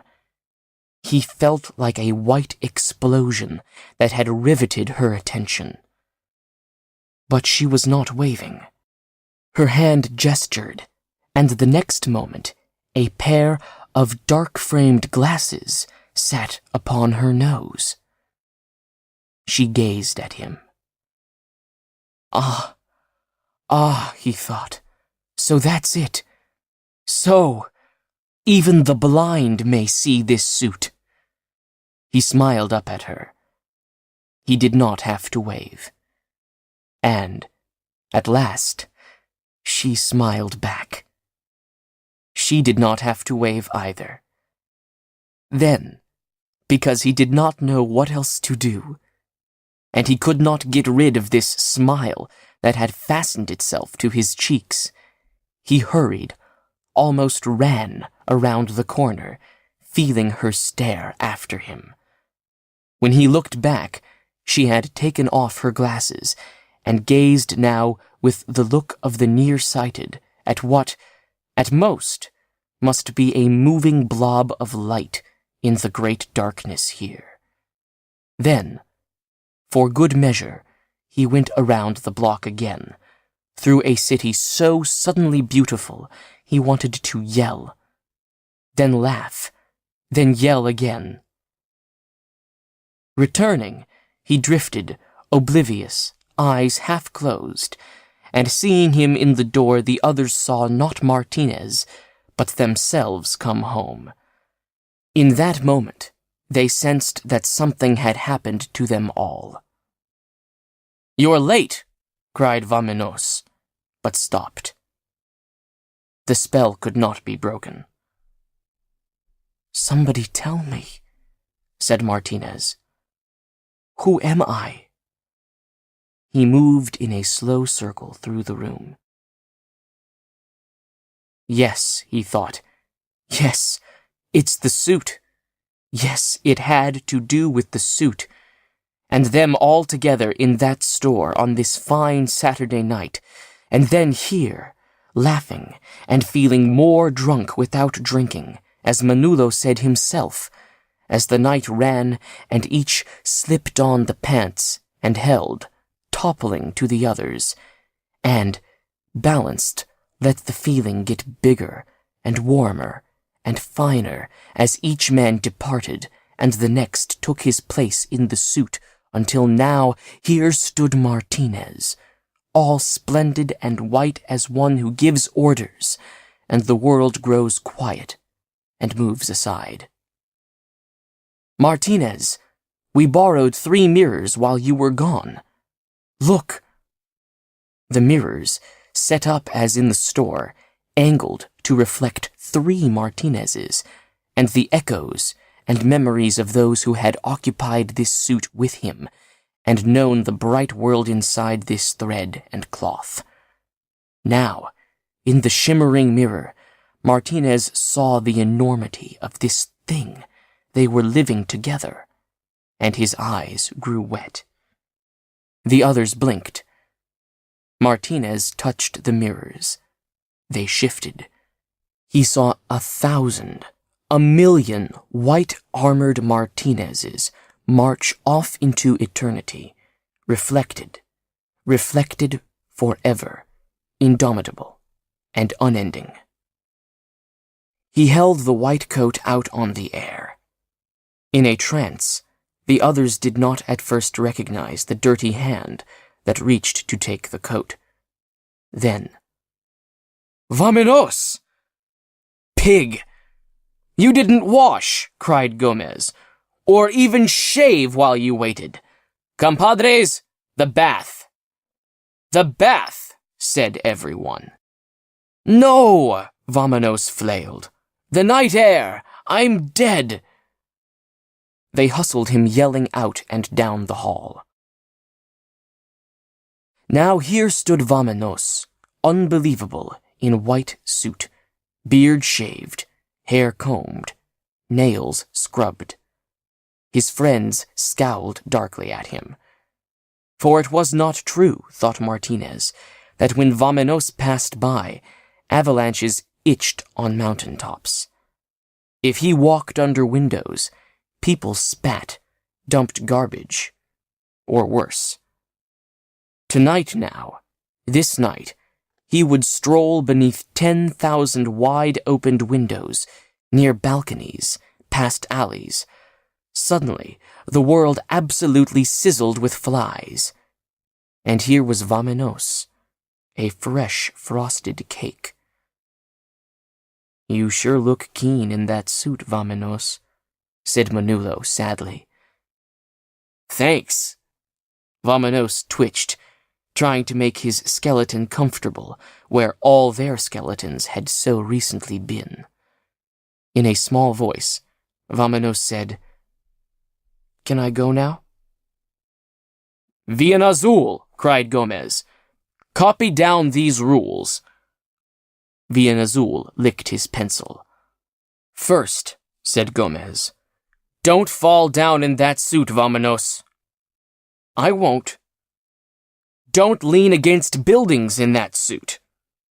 "No buildings." "Don't walk under trees with birds in them in that suit. Don't smoke. Don't drink." "Please," said Vamenos, "can I sit down in this suit?" "When in doubt, take the pants off, fold them over a chair." "Wish me luck," said Vamenos. "Go with God, Vamenos." He went out. He shut the door. There was a ripping sound. "Vamenos!" cried Martinez. He whipped the door open. Vamanos stood with two halves of a handkerchief torn in his hands, laughing. Rip! Look at your faces! Rip! He tore the cloth again. Oh, your faces! Your faces! Ha! Roaring, Vamanos slammed the door, leaving them stunned and alone. Gomez put both hands on top of his head and turned away. Stone me! Kill me! I have sold our souls to a demon! Villanazul dug in his pockets, took out a silver coin, and studied it for a long while. Here is my last 50 cents. Who else will help me buy back Vamanos's share of the suit? It's no use. Manolo showed them 10 cents. We got only enough to buy the lapels and the buttonholes. Gomez, at the open window, suddenly leaned out and yelled, Vamanos! No!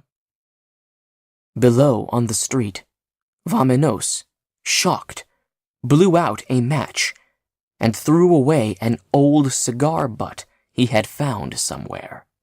He made a strange gesture to all the men in the window above, then waved airily and sauntered on.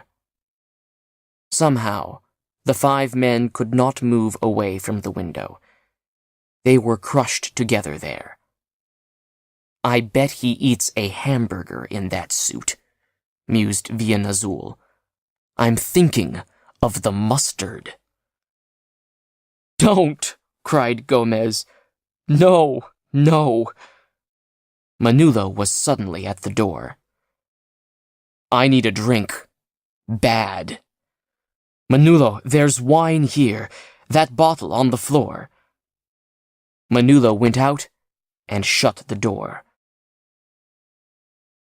A moment later, Villanazul stretched with great exaggeration and strolled about the room.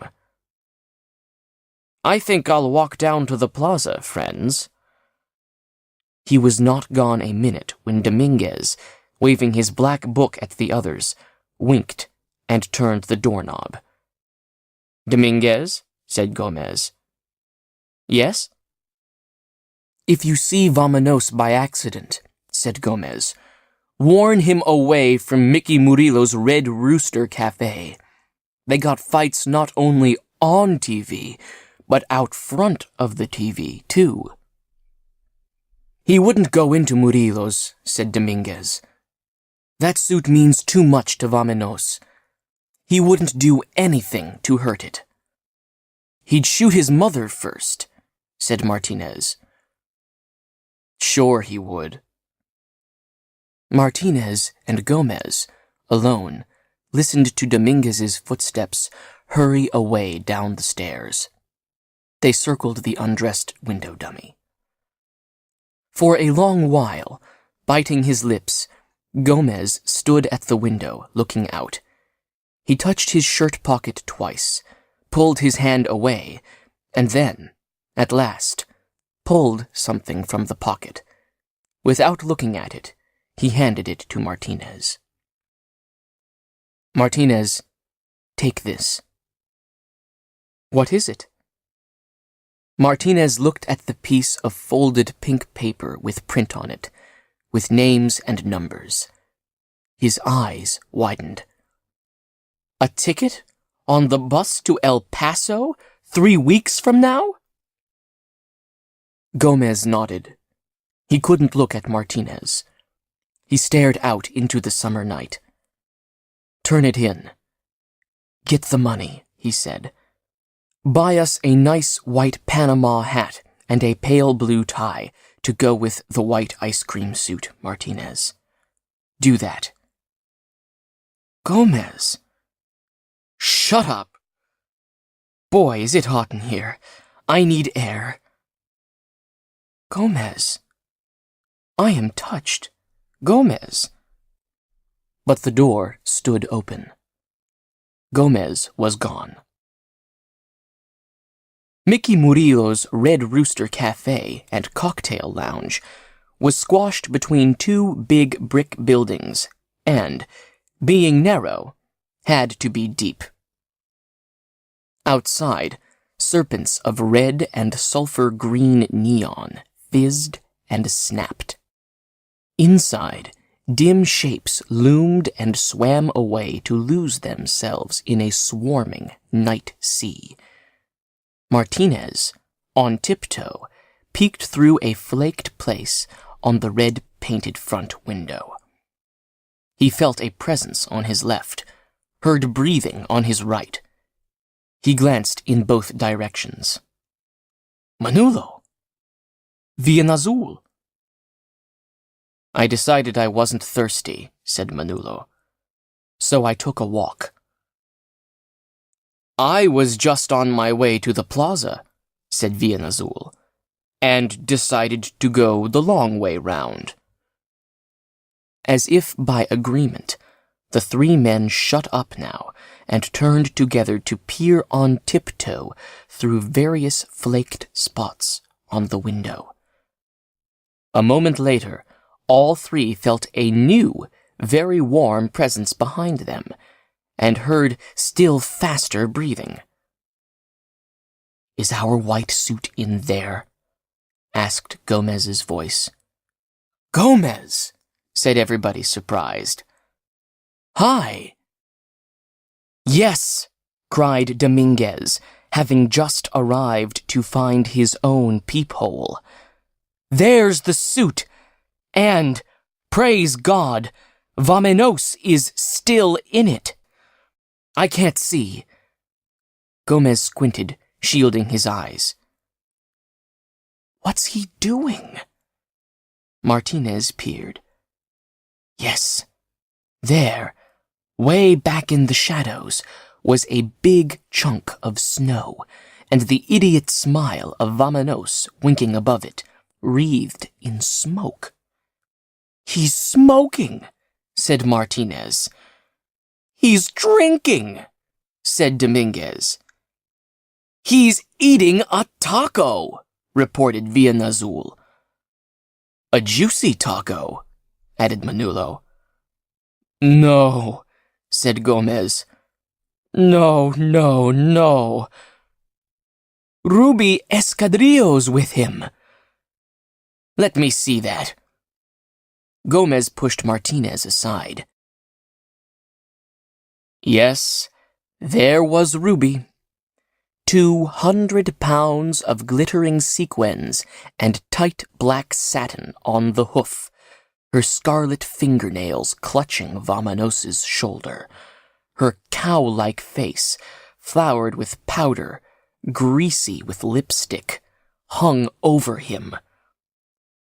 That hippo, said Dominguez. She's crushing the shoulder pads. Look, she's going to sit on his lap. No, not with all that powder and lipstick, said Gomez.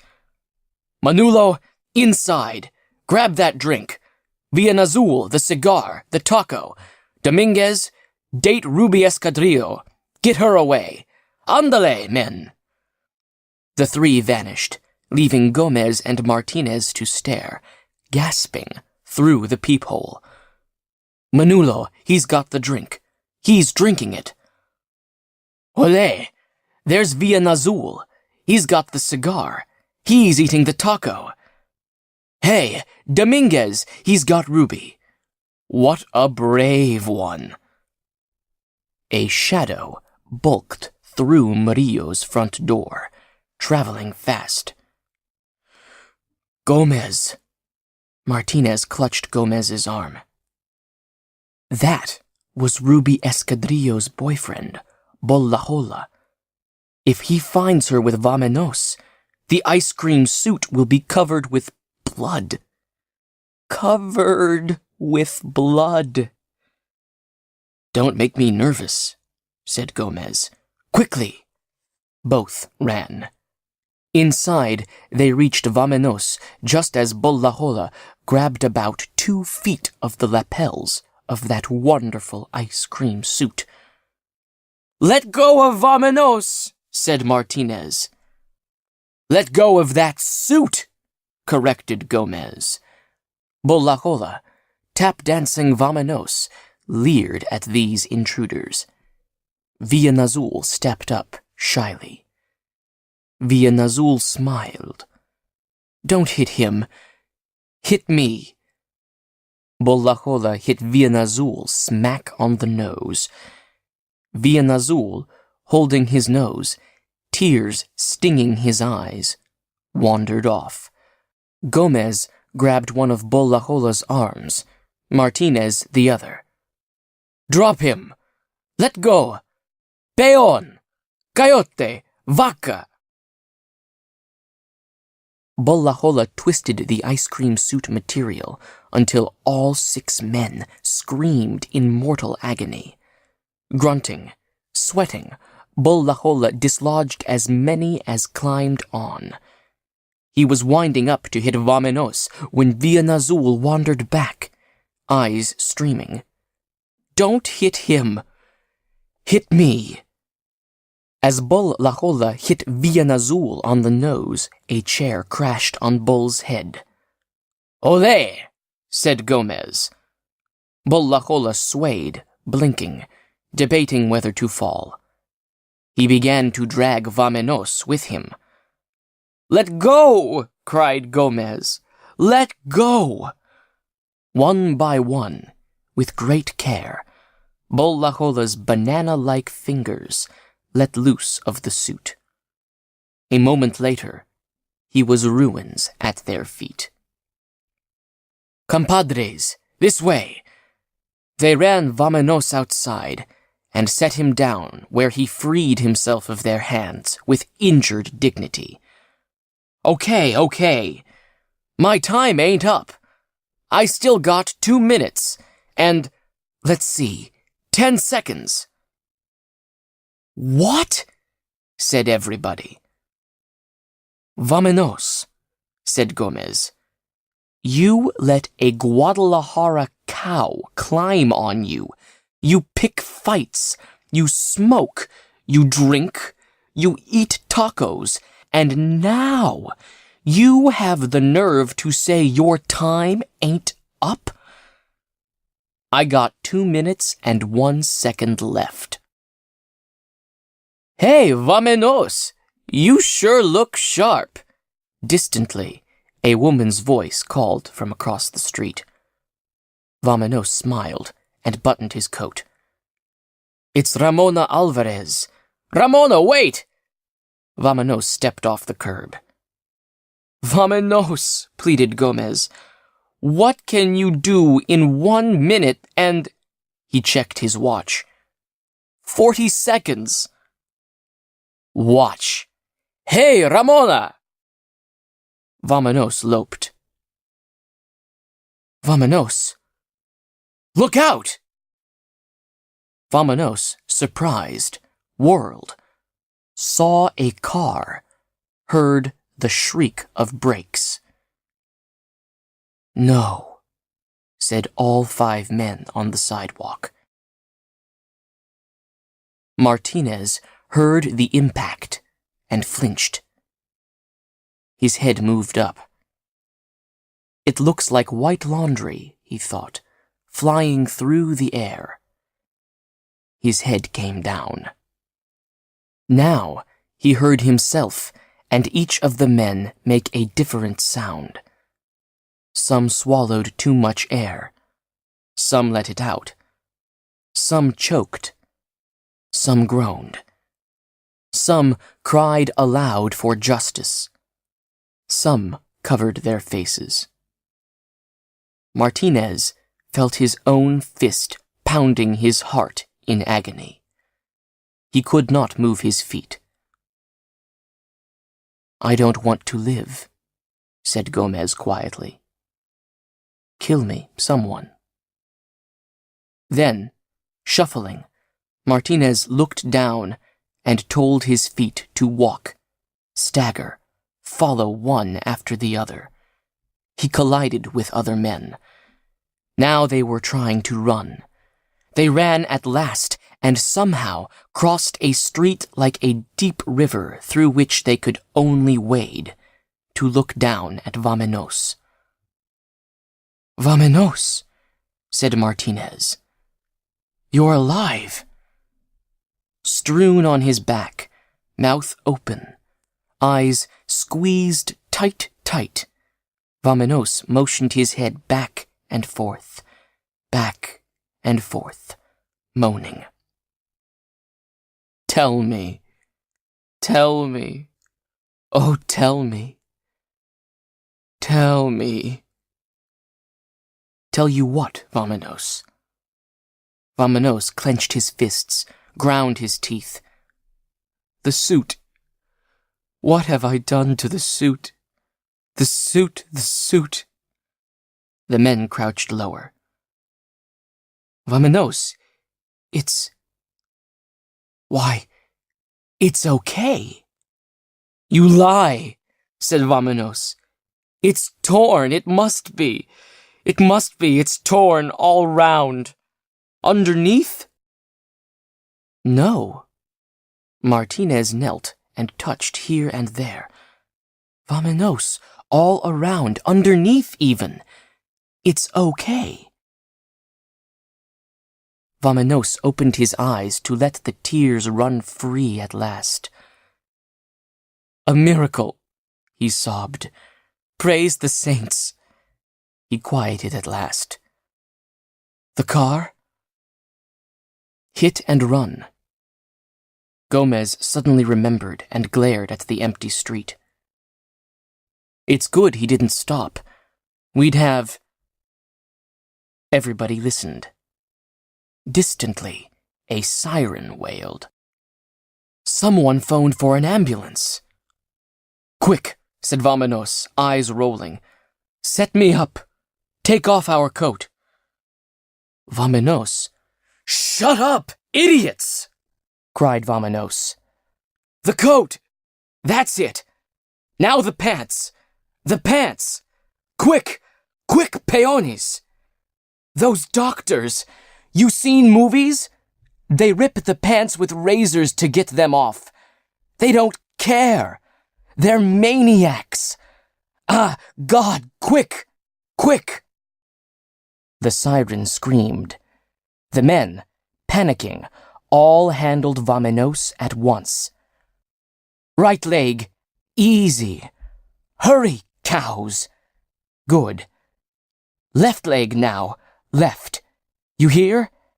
There, easy, easy. Ow, God, quick.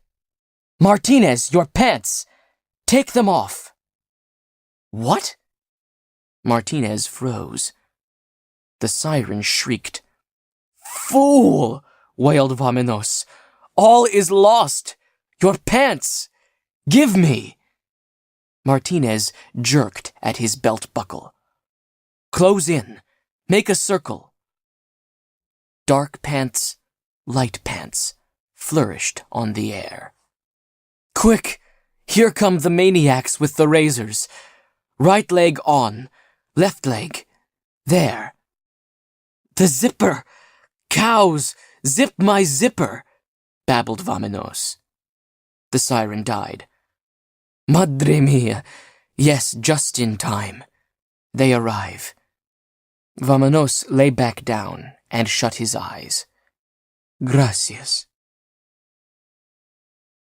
Martinez turned, nonchalantly buckling on the white pants as the interns brushed past.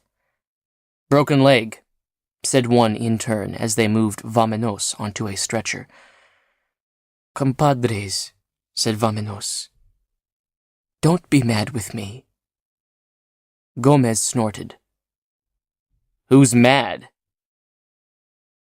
In the ambulance, head tilted back, looking out at them upside down, Vamenos faltered.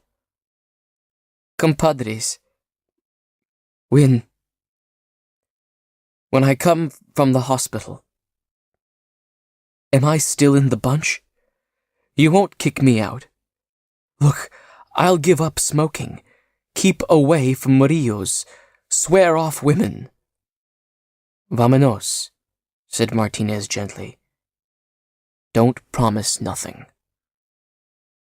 Vámonos, upside down, eyes brimming wet, saw Martinez there, all white now against the stars.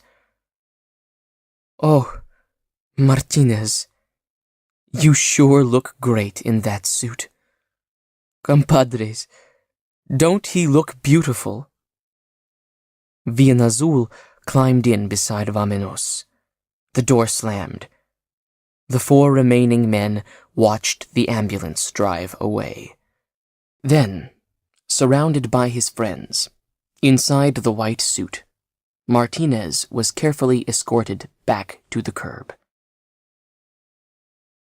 In the tenement, Martinez got out the cleaning fluid, and the others stood around, telling him how to clean the suit, and later, how not to have the iron too hot, and how to work the lapels, and the crease and all. When the suit was cleaned and pressed, so it looked like a fresh gardenia just opened, they fitted it to the dummy. 2 o'clock, murmured Villanazul. I hope Vámonos sleeps well. When I left him, he looked good. Manolo cleared his throat. Nobody else is going out with that suit tonight, huh? The others glared at him. Manolo flushed. I mean, it's late. We're tired. Maybe no one will use the suit for 48 hours, huh? Give it a rest. Sure. Well, where do we sleep? The night being still hot, and the room unbearable, they carried the suit on its dummy out and down the hall. They brought with them also some pillows and blankets. They climbed the stairs towards the roof of the tenement. There, thought Martinez, is the cooler wind, and sleep. On the way, they passed a dozen doors that stood open, people still perspiring and awake, playing cards, drinking pop, fanning themselves with movie magazines. I wonder, thought Martinez, I wonder if... Yes! On the 4th floor, a certain door stood open. The beautiful girl looked up as the 5 men passed. She wore glasses, and when she saw Martinez, she snatched them off and hid them under a book. The others went on, not knowing they had lost Martinez, who seemed stuck fast in the open door. For a long moment, he could say nothing. Then he said, José Martinez. And she said, Celia Obregón.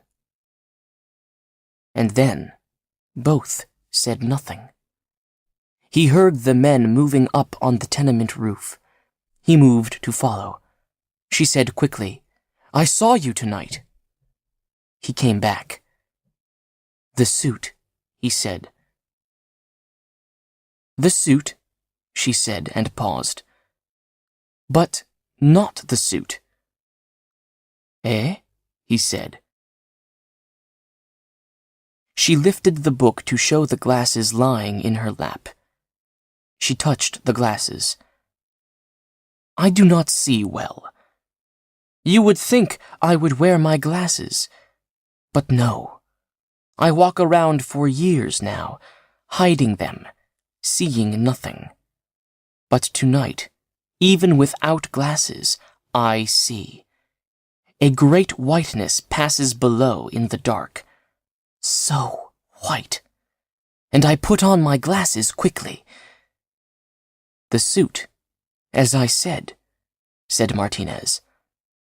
The suit, for a little moment, yes. But there is another whiteness above the suit. Another? Your teeth. Oh, such white teeth, and so many. Martinez put his hand over his mouth. "So happy, Mr. Martinez," she said. "I have not often seen such a happy face and such a smile." "Ah," he said, not able to look at her, his face flushing now. "So you see," she said quietly, "the suit caught my eye.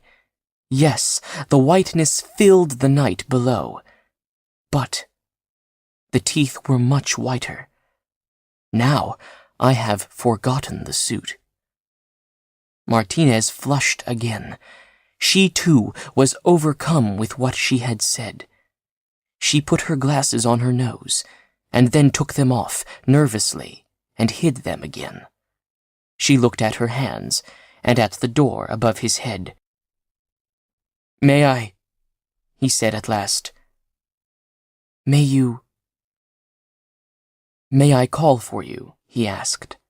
"When next the suit is mine to wear?" "Why must you wait for the suit?" she said. "I thought—" "You do not need the suit," she said. "But—" "If it were just the suit," she said, "anyone would be fine in it. But no.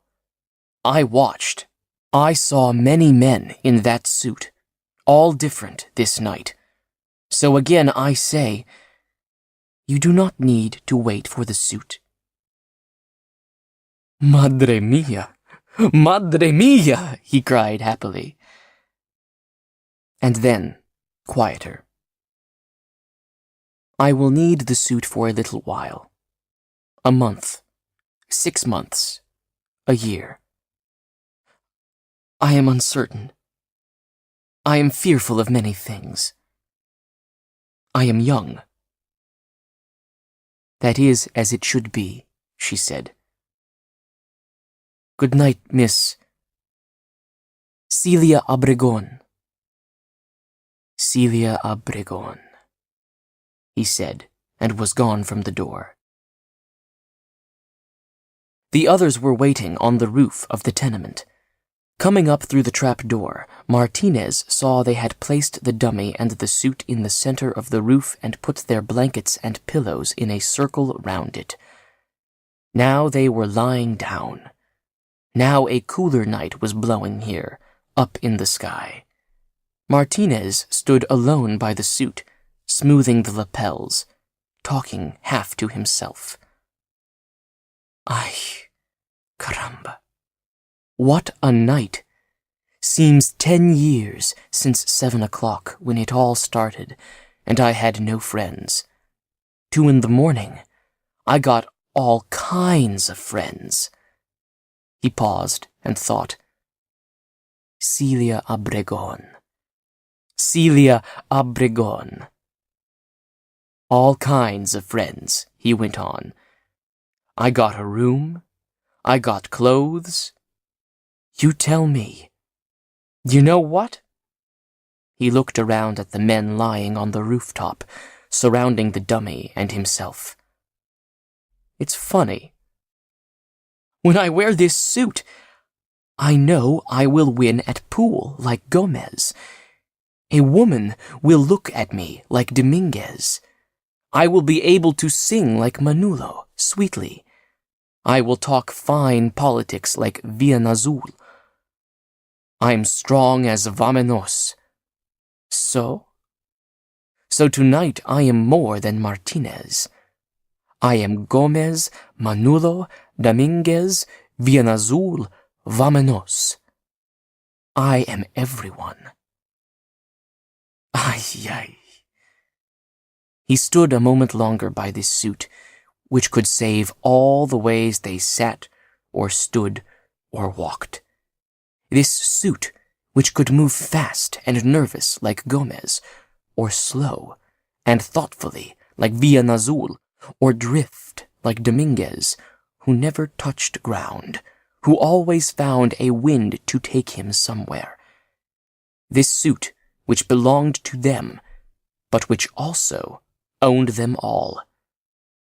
This suit that was... what? A parade.